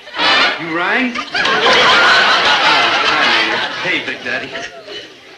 Zelda, you still on Dobie's back? I sure am, Maynard, and you should be too. Me? Maynard, you call yourself Dobie's friend. I'll fight anybody who says I'm not, including you, even if you are smaller. Splendid. Now, as Dobie's friend, what do you say his future looks like? It's like black, girl. I mean, it's like black. Exactly. He needs help. Like desperately. So who's going to help him? You? You're worse off than he is. I'm worse off than anybody is. So who will help him? His father? My father helped me to the hospital. Maynard, I will help him. You're all heart, girl. Maynard, will you knock it off? Some friend. Zelda, please. You're a nice girl, and you've got a big heart, and I don't like to rank you, honest. But please, Zelda, be a good kid and beg off. I would if I could, Dobie, but I love you and I've got to help you out. So come on, sit down and listen carefully because I've got a plan. A plan, huh? Let's like hear it. You like hear it. I'm going. Wait. Now, let's start with first principles. Dobie is never going to be able to make a living. Like true. So we might as well forget about a business or a profession for him. Like true. The only way that Dobie will ever survive is for him to go back to the land. Like true. What land? The farm. After Dobie and I are married, we're going to live on a little farm. Oh, now listen. Girl, continue on. We'll raise our own food. We'll spin our own cloth. We'll make our own clothing. We'll be self-sufficient. But Dobe don't know nothing about farming. Or anything else. But I thought of that, too. So we're going down to school and enroll Dobie in biology. He can learn all about plant and animal life. He'll flunk. Not with me to help him. Yeah. Girl, I gotta hand it to you. Got everything figured out. Every angle. It's like foolproof. Thank you, Maynard. Well, Dobie, what do you say? It's like your only chance, man. And I love you. Zelda!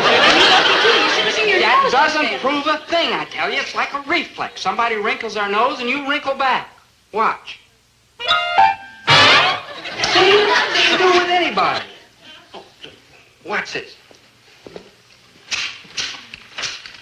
Excuse me.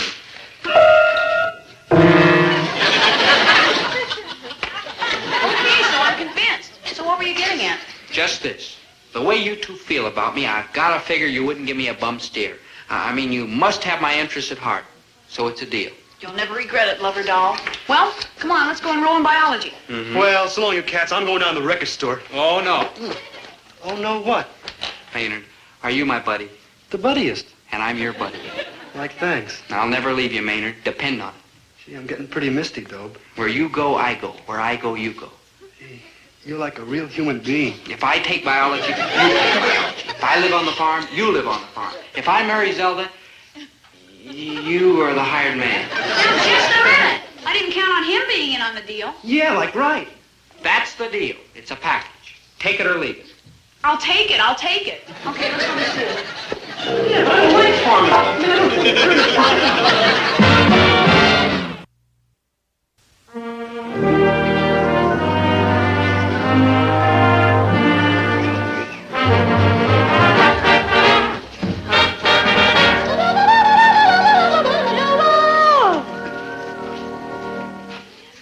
Oh, hi, Zelda. Dobie, you made it. I'm proud of you. Yeah. Well... Hey, Dobe, they're alive. Look, there's mice and rabbits and... Guinea pigs. Little rabbits. Big mice. Guinea pigs. Okay, don't tell me. Oh, they're kind of cute.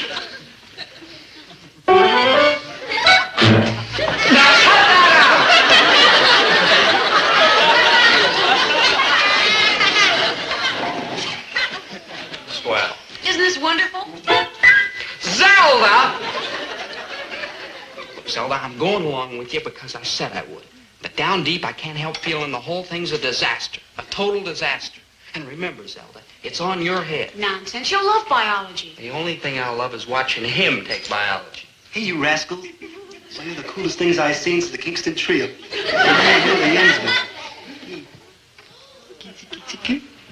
Hey, you got teeth? Let me see you smile. You got teeth. You got teeth. Well, good morning, class. I'm glad to see everybody hard at work. I've got a No, Maynard. Say it isn't so. Like what, sir? You're just passing through, aren't you? You're not taking biology, are you? Are you, Maynard? Are you? Like yes, sir. Of course. And if you're here, then the other prize package must be here. Here, sir. What else? All right. Go sit down. Yes, sir. I don't deserve it. No, sir, I don't. I teach 4 sections of English and 2 sections of biology. I coach the debating team and the soccer team, and I work in a gas station at night. I just don't deserve it, that's all. But enough of pathos. Let's get down to hormones. Hormones? Hormones, my young louts, are the components of the body which bear on sex. Ooh, what he said. For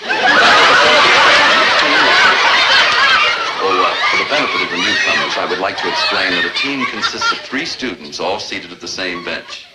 You 3 will be a team. And Zelda, you have my profoundest sympathy. Now, each team, I say, will take 3 chickens, no more than a month old, and inject them with hormones at 5-day intervals. 1 chicken will receive female hormones, 1 will receive male hormones, and 1 will receive none. Any questions? Yes? Where do we get hormones? Well, you might try your friendly neighborhood grocer. My neighborhood grocer isn't very friendly. The hormones will be supplied, yes, Maynard? Where do we get chickens? Perhaps a poultry dealer is the answer. Poultry are very much like chickens. Yeah, good thinking. Yes? What do you mean inject? I mean, inject. With a needle? Us? Live chickens? Us? With a needle? Us? You gotta be kidding. Yes, yes, yes, yes, yes, no. Any further questions? Thank you. All right, that does it. I'm quitting. Me too. Why? What's wrong? I'm not sticking any needles in chickens. Live chickens. Pooh, it doesn't hurt him a bit. How do you know? Are you a chicken? I'm chicken. I'm not sticking needles into nobody. Panicky. It doesn't hurt him, I tell you. I know just how to do it. Okay, I'll do all the injecting. Now, just be calm. Okay, all right, Zelda. But remember what I said. It's on your head. Herbert?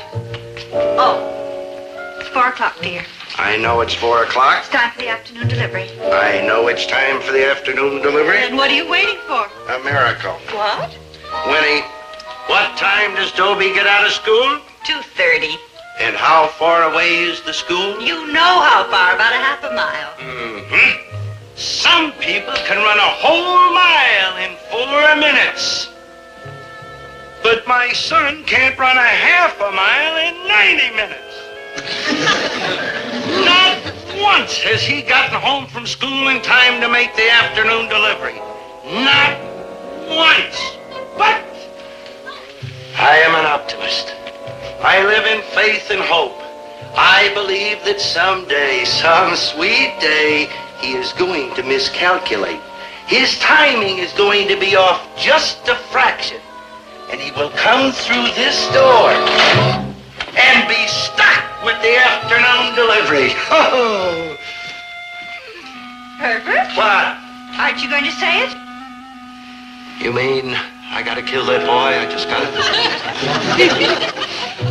No. Hi, Mom. Hi. Like hi. Dad's gone, isn't Yes, he? dear, he just left. Mom, we're in a little trouble. Well, looks like Maynard certainly is. What on earth have you got under there? Now, light, please. All right, Maynard. Oh, them feathers tickle. Man, I thought it was gonna weep. What in the world are you doing with those? It's for an experiment, Mom, in biology. But you don't take biology. You ask her. Oh, it's my idea. I'm going to make a farmer out of him so he won't starve to death after we're married. Mm-hmm. And you won't have to worry anymore. Well, that's very reassuring. What are you going to do with the chickens? But we need some place to keep them. For how long? I don't know, 6, 8 weeks. 6, 8 weeks? We tried to keep him at my house, but my father said he'd kill me. My father started to. So I thought... No, Dobie, you didn't. How do you imagine that your father's going to feel? Like wow? Yes, like wow. Mother Gillis. Mother Gillis, that's me? Of course. Mother Gillis, you just gotta help us out. For Dobie's sake. I mean, he doesn't have to be a bum for the rest of his life. Well, thanks. He doesn't get over this one hurdle. I'll see to it that he always has a warm meal and good homespun clothing and a bed. Excuse me, where are you planning to keep the chickens? And I'm talking to him. That old storeroom down in the basement, way in the corner. The one we don't use anymore. Your father will never find out. Come on, man, let's get cracking. Yeah.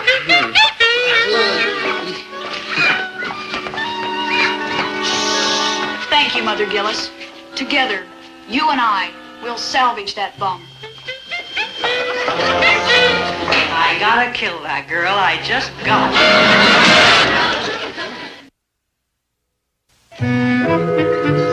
If I told you that Zelda's plan worked out, I'd be a liar. And I'm not.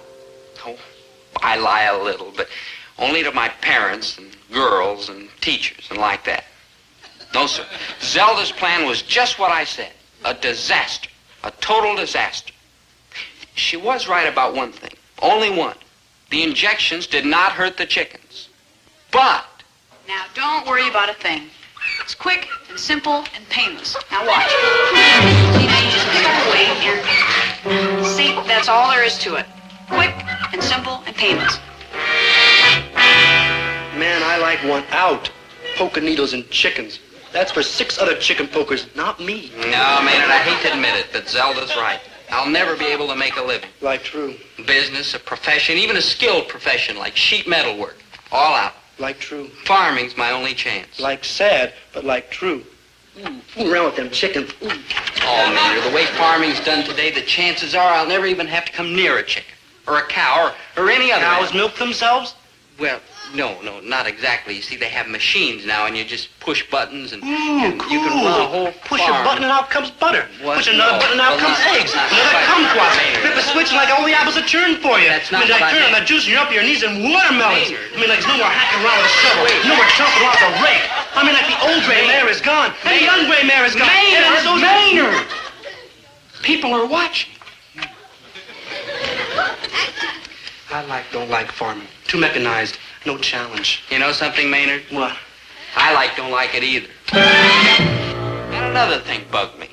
I had a feeling we were messing around with the forces of nature, and I didn't like it.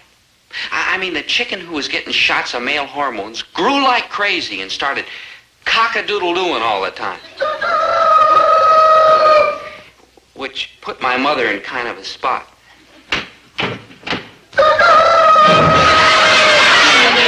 Hear what, dear? That rooster! I didn't hear anything, dear. Well, I did. I've been hearing it for days, and it keeps getting louder. You're imagining things, dear.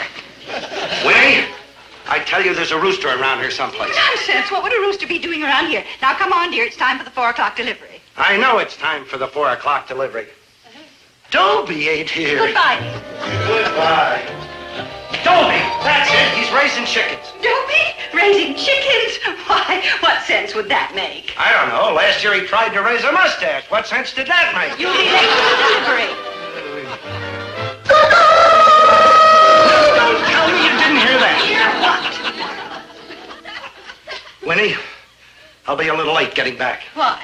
Because when I finish making the deliveries, I'm going to go out and see a good ear doctor. Or maybe a good head doctor. Chickens, hypodermics, Zelda. There's a combination for you. Oh, life was dark, dark. Then, in the midst of the darkness, there was light. There was more than light. There was a sunburst.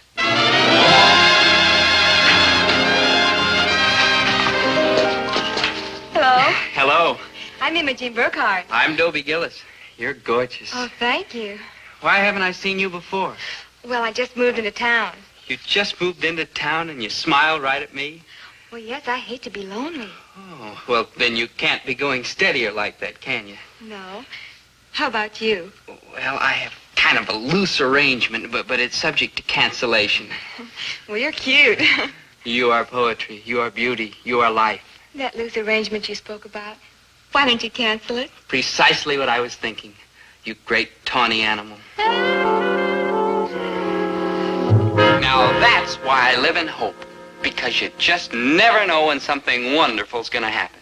Ah, when life is good, there's nothing better. But enough of jubilation. I have some grim business to take care of. I have to tell Zelda it's all over between us. And believe me, I don't look forward to it. Yes, Dobie?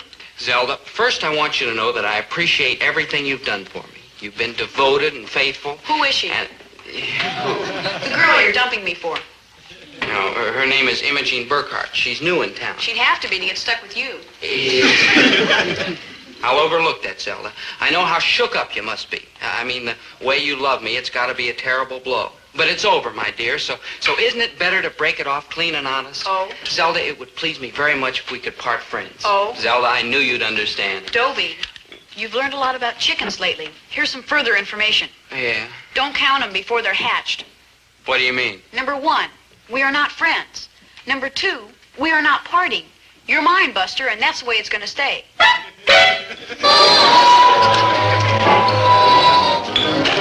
Hello, Mother Gillis. Hello, Zelda. Hey, I thought you'd never get here. Where's Dope? Busy. Now, look, Maynard. All right, give him the injection. Let's get out of here. I mean, it's like spook time. Listen, Maynard. I mean, it's like creepy. Look at that chicken. The one who's been getting the male hormones. Look how big he's getting. I mean, like it ain't natural. Maynard, look. Oh, so make it fast, huh, girl?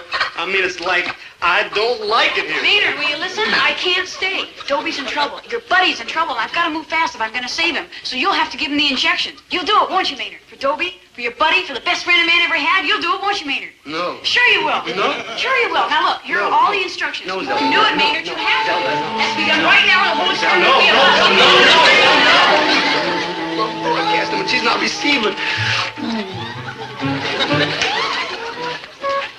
Take 2 cc's of hormones and dissolve it in 2 cc. What's a C?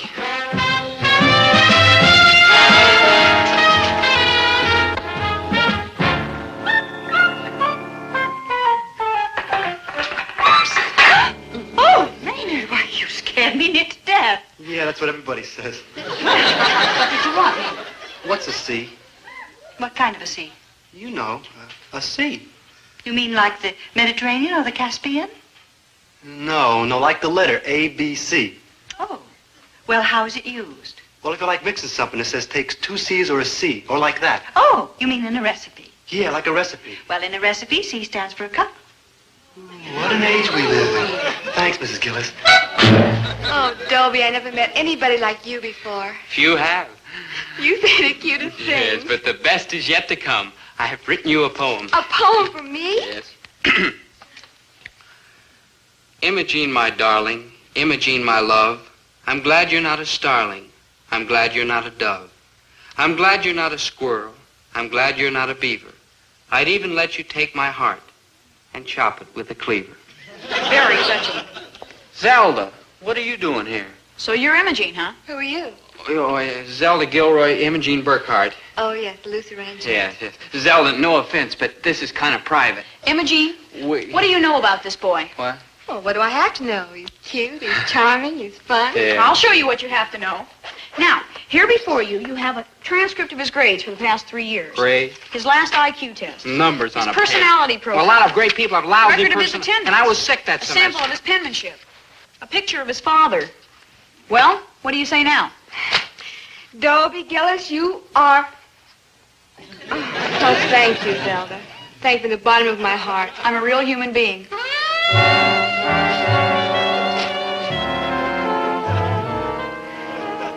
Picture of my pop. That was a lousy thing to do. You're the one that did the lousy thing, snowing that poor young innocent girl. She was 8 for me. For how long? Sooner or later, she was bound to find out you're an idiot. Everybody does. Thanks a lot. Dobie, what are you fighting? No girl will ever be as good to you as I am. I love you, and I'll always take care of you. Eventually, you'll love me, too. So why fight it? Especially since I'm the only girl you can get. Zelda, if I told you once, I told you 1,000 times. His nose wrinkling is just a reflex. It's like when somebody yawns. Winnie, you've just got to listen. Later, Herbert, I'm filling an order. Never mind about the order. Now, about that rooster I take care of. Dobie! Why, what's the matter with you? You don't look well. I'm low, Mom. Yeah, that's what he is, like low. What's wrong? Everything. Let's eat some cookies. Maybe that'll help. Oh, I don't think so. We owe it to ourselves to, try. Oh, all right. Stay out of the chocolate fingers. Stick with the broken ones. Winnie? Now, Winnie, I want you to look me right in the eye and tell me you haven't heard that rooster. Uh-oh. Yeah, like uh-oh. Answer me, Winnie. Customer, Herbert. Good morning. Good morning, Mrs. Deming. Always a pleasure to see you. I should think so, the way you overcharged me. You seen those chickens lately? Yesterday when I gave him those 2 cups of hormones. 2 what? 2 cc's. Oh, thank heaven. For a minute, I thought you said 2 cups. 2 centimeters is about this much. Yeah, I know. 2 cups is a lot more. What can we do for you today? How about your carrots? 12 cents a bunch. 2 for a quarter. Oh, you've got to get up pretty early in the morning to put something over on Mrs. Kennedy.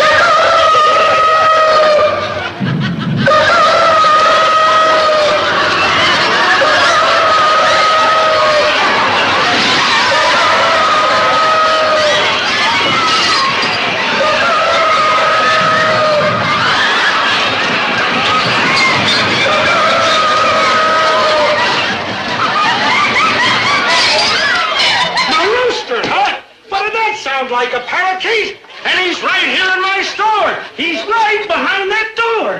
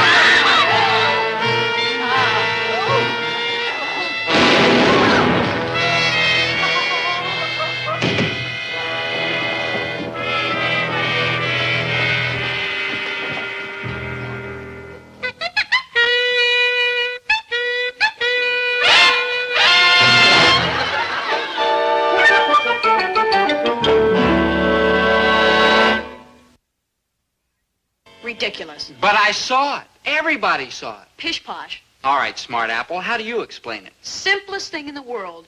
Mass hypnosis, very common. Yeah? Maynard, bring in what you found in the basement.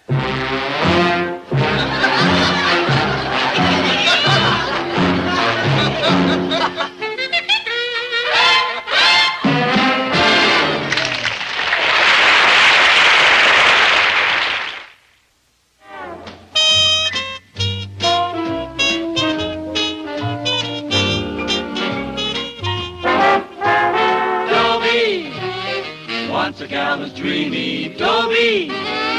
Once a gal was creamy, Dobie. Once a gal to call his own. Is she blonde? Is she tall? Is she dark? Is she small? Is she any kind of dream or at all? No matter, he's hers and hers alone. 'Cause Dobie has to have a girl to call his own. Once a gal was dreamy, Dobie. Once a gal was creamy, Dobie. Once a gal to call his own. Is she blonde? Is she tall? Is she dark? Is she small? Is she any kind of dreamboat at all? No matter, he's hers and hers alone. Dobie. Here I am, 17 years old, and when I think of the years I've wasted, if I'd met Myrna Lomax when I was 5, we would already have had 12 beautiful years together. As it is, we've only had one evening, 2 movies, and 3 milkshakes together. But they were wonderful. And all these years haven't been a total loss, because while I was wasting my time with yo-yos and roller skates, Myrna was growing up. Man, did she grow up. Hi. How about the movies again tonight? Well, I don't think Daddy will let me go out with you tonight. Not after last night. Just because I woke him a little? At midnight? Oh, I couldn't help it. And besides, I only missed your porch steps a little. Yeah, and fell through the glass cover over Daddy's prized nasturtiums. And he can't interfere with 2 human lives that are in love just because of some nasturtiums. Well, look, Daddy's having dinner downtown tonight with some old Navy cronies. And if you came early, well, you wouldn't run into him, like about 6:30. 6:30? Oh, gosh, let's see. Got to pick up some shipping orders for my father, get my baseball uniform out of the cleaners, eat, get dressed. I can't make it before 7. Okay, but no later than that, because you'll run into Daddy. Okay. Oh, say, I'm doing biology class in exactly 2 minutes, my love. But while I'm cutting up that dead frog, I'll be thinking of you, dear. What am I hurrying for? I still have 1 minute and 45 seconds.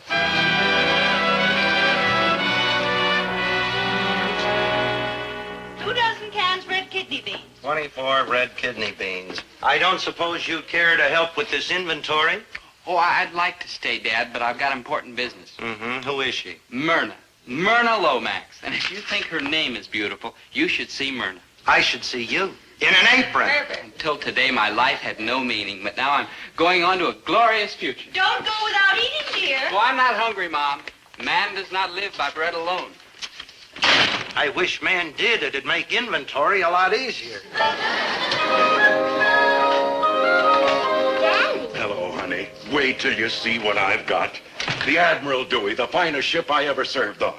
And Myrna, if I do say it myself, I was the best chief petty officer the old Dewey ever had. Where can we put this? Help me find a place, Well, dear. I was just going out on the porch. Well, that can wait. Well, but Daddy, like, what happens if maybe somebody comes by and wants me to go to a movie?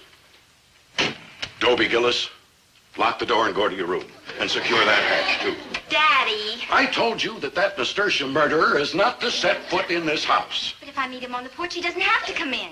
On the porch, I wouldn't feel safe with that clumsy ox in the neighborhood. I pour nasturtiums. Well, he just made one tiny little misstep. Honey, he's the kind of clumsy landlubber who'll be making missteps all of his life. Now, you call him and break the date. Well, I don't know how to reach him. Well, he has a home, hasn't he? Well, maybe not. If his parents have any sense at all, they've gotten him a room someplace. Now, Daddy lost your temper. It's just he isn't home right now. Well, he had some errands to do before he I'm came not going to here. have him around here. I'll call him and break... Errands? What kind of errands? Where? I don't know. All he said was he had to sign some papers and get a uniform and pick up shipping orders. Myrna, is he joining the Navy? What?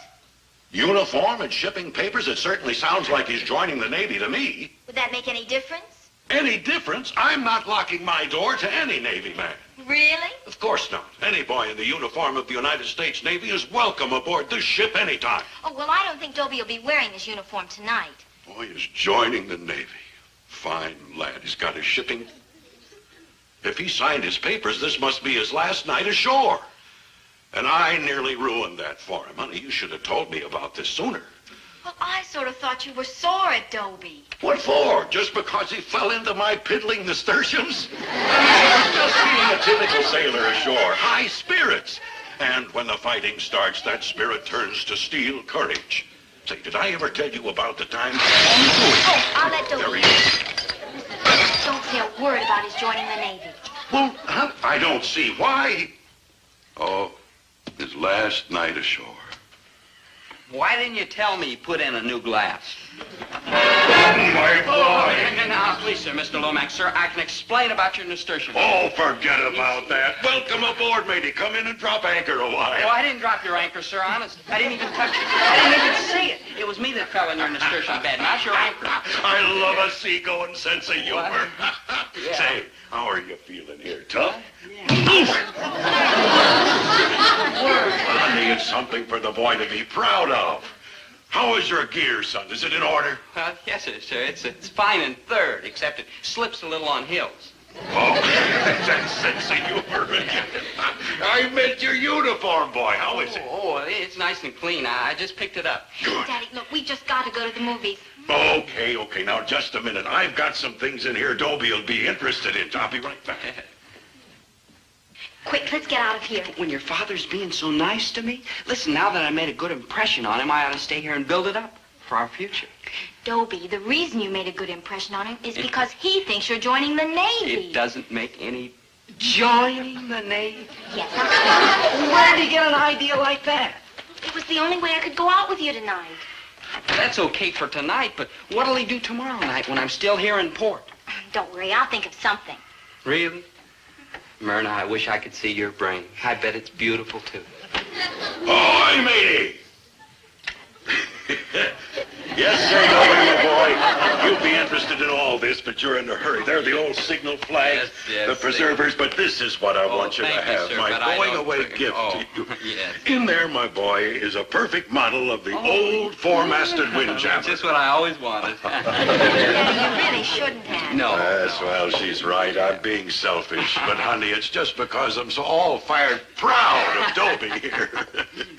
Well, you two run along now and enjoy yourselves at the movies. Yes, sir, the movie. Anchors away. 16 men in a dead man's chest. Yo! Yo! What a sense of humor.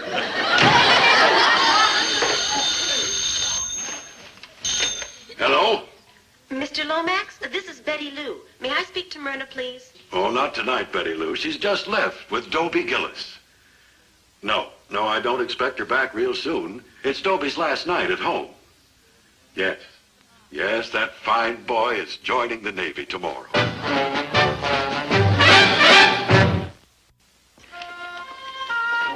Dobie's joining the Navy? Quiet, Maynard. It's a deep, dark secret. Oh, sure.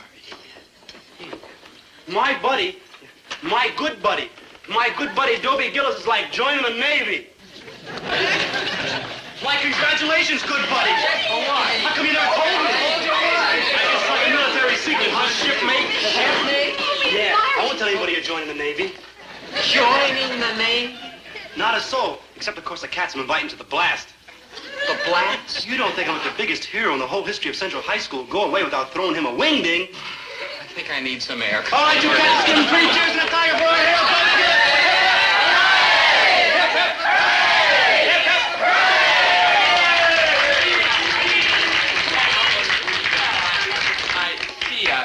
Well, fellow Americans, it's a great honor and a rare Dobie, privilege. come on. They want me to make a speech. Come on, Dobie. He's just too choked up to speak. My hero. Well, it's nothing to laugh about. All the kids think I'm joining the Navy. Daddy probably told someone. In fact, Daddy probably told everyone. Well, what am I going to do? Just tell him you're not joining the Navy. Say it's a false rumor. Oh, that's all right for the kids, but what about your father? Oh, that's easy. We'll tell him you didn't pass your Navy physical. Yeah. Yeah. You don't sound very happy. Sure, I'm happy. No, you're not. You know, I think you like being a hero. Now that's ridiculous. Come on, let's go right back to Wong's and I'll show you. I'll just tell them all right out that it's all a mistake and I'm not going into the Navy. And so, I'm sorry to have to tell you this sad goodbye now on the eve of my departure for the Navy. For it's been my lifelong dream to become a sailor in Uncle Sam's glorious, seafaring, ocean-going, nautical fighting force. And when I'm out there on the high seas with the wind and the salt and the spray in my face, with the shot and shell flying, Yay, Dobie, yay! I'll be proud that I volunteered to defend these fair shores against any and all enemies, no matter what the cost to me and to my life. I thank you. Yay! Yay, Navy! Eileen, restrain yourself. I'll get my home economics class to bake you a cake, Dobie. Really? I just want to get the length of your arm. I'm going to knit you a sweater to keep you warm when you're out there fighting. Yeah. Better hurry, I may be fighting sooner than I thought.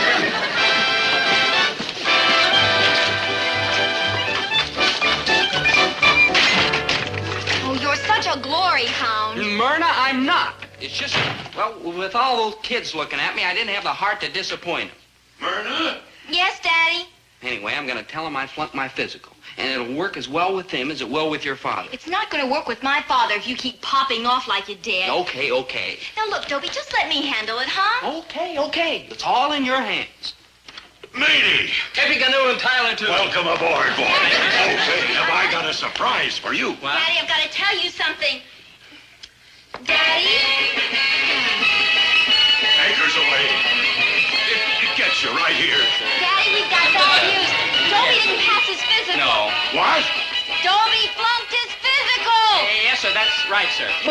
What's wrong with you, boy? You tell him I can't. He has a trick knee. Yes, sir, I heard it playing football for the school. This is terrible, terrible. Yes, sir, but I try to bear up under the pain, sir, as best I can. I mean, it's terrible. You're not getting into the Navy. Oh, that. Yeah, well, it was my dearest heart's desire, sir. I know how you feel, son. And I want you to know that I'm proud to know a boy who feels like you do about the Navy. Oh, I do, sir, I do. The briny deep. Oh, Daddy, Dobie has to go home now to tell his parents the sad news. Yes, sir. Come on, Yes, Dobie. you go on, boy. But hurry back. I want you to know you're welcome in this house anytime. Any boy who feels about the Navy, as you do. Sir? Sir, it's been my lifelong dream to become a sailor in Uncle Sam's glorious Navy. Dobie? And to be out there with the wind and the salt and the spray in my face, with a shot and shell flying, defending these fair shores against any and all enemies, no matter what the cost to me and to my life. Fight, our best will cry. We'll never change our course so vicious, so serious.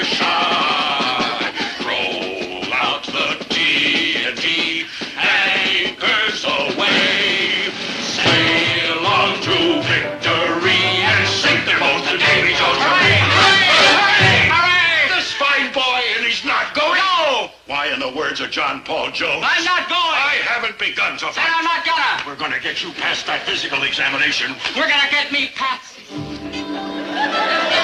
right, Myrna. I gotta go. Lady, listen to what I tell you. Sir.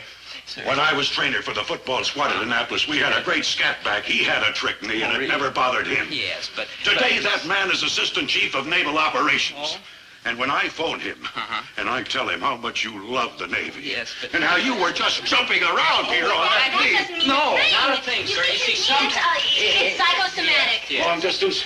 Get me the Navy Department at Washington, D.C. His knee is what? Hydromatic. Hydromatic? Water on the knee. No, Navy Department. Put me through to the Assistant Chief of Naval Operations. Water on the knee. Water on the brain.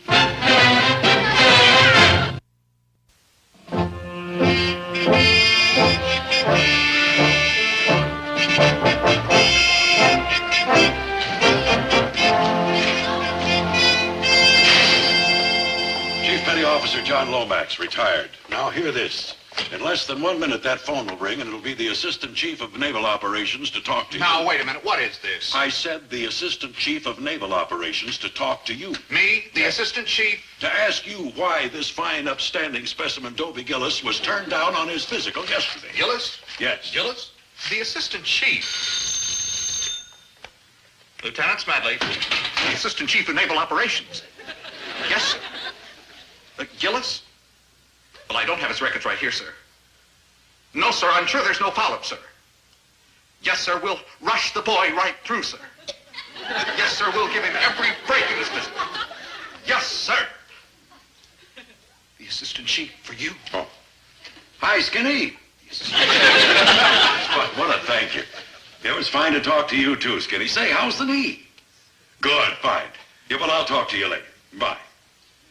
Now, if young Gillis here passes that examination, I'll try to see that the chief isn't too tough about that foul up in your records. Thank you, and don't you worry. He's as good as in the Navy. Fine. Well, my boy, I'll be casting off. I've done all I can for you here. Yes, sir, you sure have. Friends like that are hard to find. Not for me. Oh, hi, Maynard. Like hi. Like sir? Maynard, what's that? Dobie Gillis, sailor friend and good buddy. I would like to present you this going-away present, which I found while like prowling around in a surplus store. Kind of an old surplus store. Name? Maynard Krebs. Krebs Maynard. Like no, sir. Like Maynard Krebs. You? Yes, sir. And I don't mind going to the Navy, but I go home first. Now, listen. Because if I'm going to the Navy, I want to just like change my old clothes. Maynard! Maynard, it's my name he wants. Dobie Gillis, sir. Gillis, Dobie. Age? 17. 17? Yes, sir. The Navy doesn't accept 17-year-old enlistees. It doesn't? No. Oh, that's wonderful. I mean, doggone. I mean, it's wonderful that our Navy doesn't fool with kids, which I am, 17, since my last birthday. And I won't be 18 until my next birthday. So I'll see you then. Ahoy. Come back here. All you have to do is get your father to sign this consent paper. Consent paper? Giving his permission. You want me to call him? No, I'll take it. He'll sign, won't he? My father, wild horses couldn't stop him. All right, then you bring it right back here. I'll be here, too, if the medics give me combat clearance for another interview. Come on, Dobie, let's get your old man to sign. Man, like you're practically in. What's the matter? The matter is, I don't want to be like practically in. It was just a way of getting me in with Myrna's father. I had to keep shooting off my big mouth.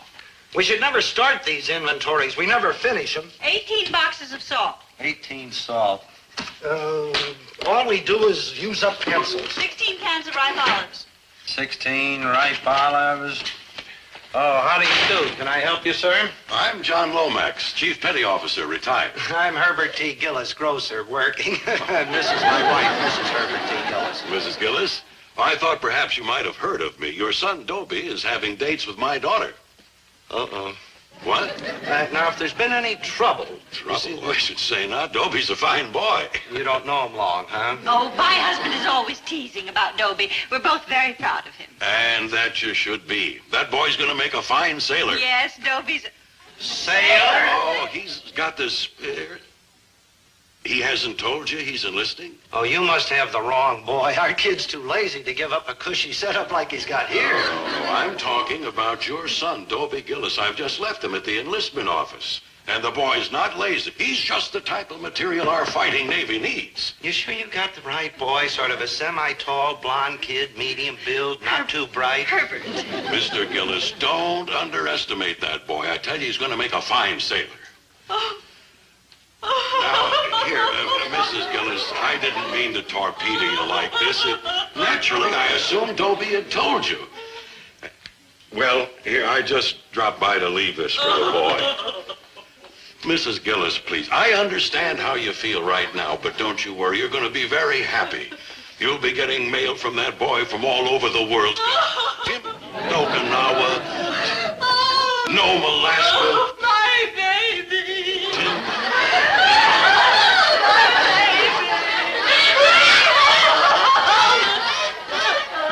I'll be casting off, I guess. I'm sorry to have been the bearer of bad news. It's good news. Now, look at it this way. Dobie's going to be self-supporting for 3 years. Oh, Herb. You know, we're not really losing a son. We're gaining a bedroom. You're just being brave. You know you don't feel that way. No, I don't. Why would Dobie want to leave us? Well, why wouldn't he? With a father who's always yelling at him, won't give him enough allowance. It's all my fault, Winnie. It's all my fault. No, Herbert, it's not your fault. It's my fault. Now, don't say that. You're a wonderful mother. That's just it. I couldn't realize that he's not a baby any longer. Always asking him if something is too hot or too cold or too lukewarm.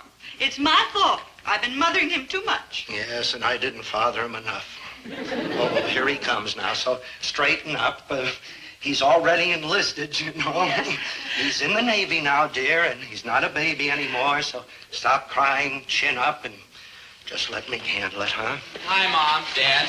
Mom, Dad, may I present Miss Myrna Lomax, my mother and my father? How do you do?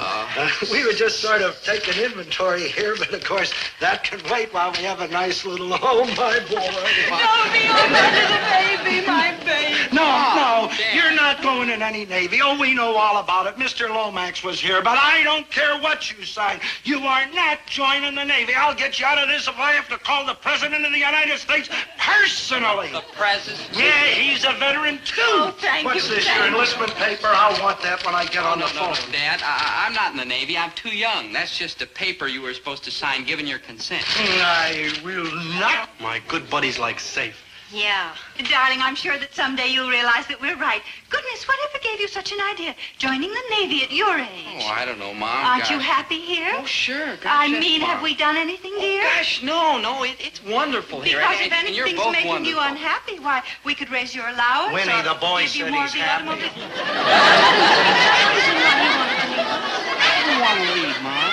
That is, I just wanted to do my bit, you know, for my country. Uh-oh. Oh, that's a wonderful attitude, dear. No, I just mean that, well, I saw my duty, that's all. I just wanted to serve my country, even if I am pretty young. Dobie, you promised you'd walk me home. Now, come on, let's go, huh? But I'd never forgotten you, Mom, or you, Dad. Even when I was out there on the high seas with the wind and the salt and the spray in my face, with the shot and shell flying, I'd have taken out a minute, regardless of the danger to myself, to be comforted by the fact that you were all safe from the shot and shell. Yeah, Dobie! Yeah, Navy! Stand Navy out to sea, fight our battle cry. We'll never change our course, so vicious, boast and shy. Roll out the TNT, anchors away. Sail on to victory and sing them on the Navy Jump Parade.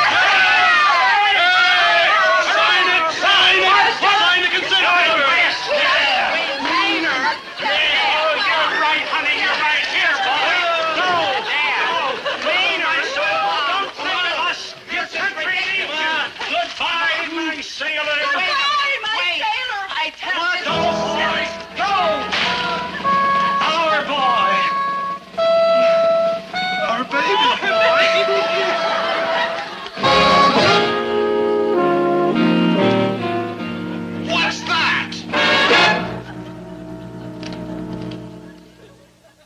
my inventory sheet. Honey, I signed my own inventory sheet. There's the consent paper here. Dobie, you're safe. You're safe. Charlie, we were sorry about Charlie. We got They couldn't let you go, not for 3 years. No, sirree. For the next 3 years, you're going to be right here with us. For 3 whole years. 3 years. You mean you refused to sign the consent paper for me? He just tore it up. Well, no, not exactly.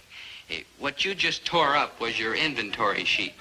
That is my inventory sheet. Then this must be the consent paper.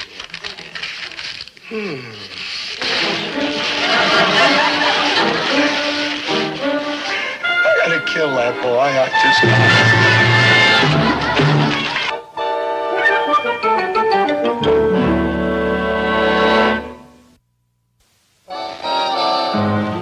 I'm sorry about tonight, Myrna, but your attitude's wonderful. And in about a week when this inventory's done... Oh, gosh, that's wonderful of your father, Myrna. And tell him that the Navy's wonderful, too. And that I can hardly wait until I'm 18 and can join. And can be out there on the high seas with the wind and the salt and the spray in my face. With a shot... Shh. Myrna?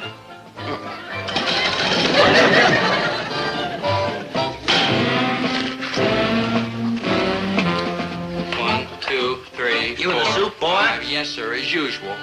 6, 7, 8, 9...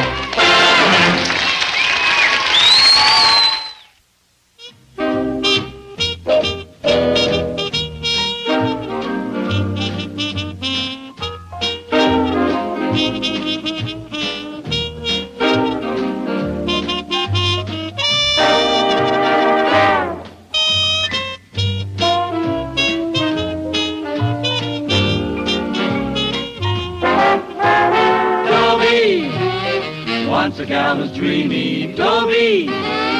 Once a gal was creamy, Dobie. Once a gal to call his own. Is she blonde? Is she tall? Is she dark? Is she small? Is she any kind of dream one at all? No matter, he's her.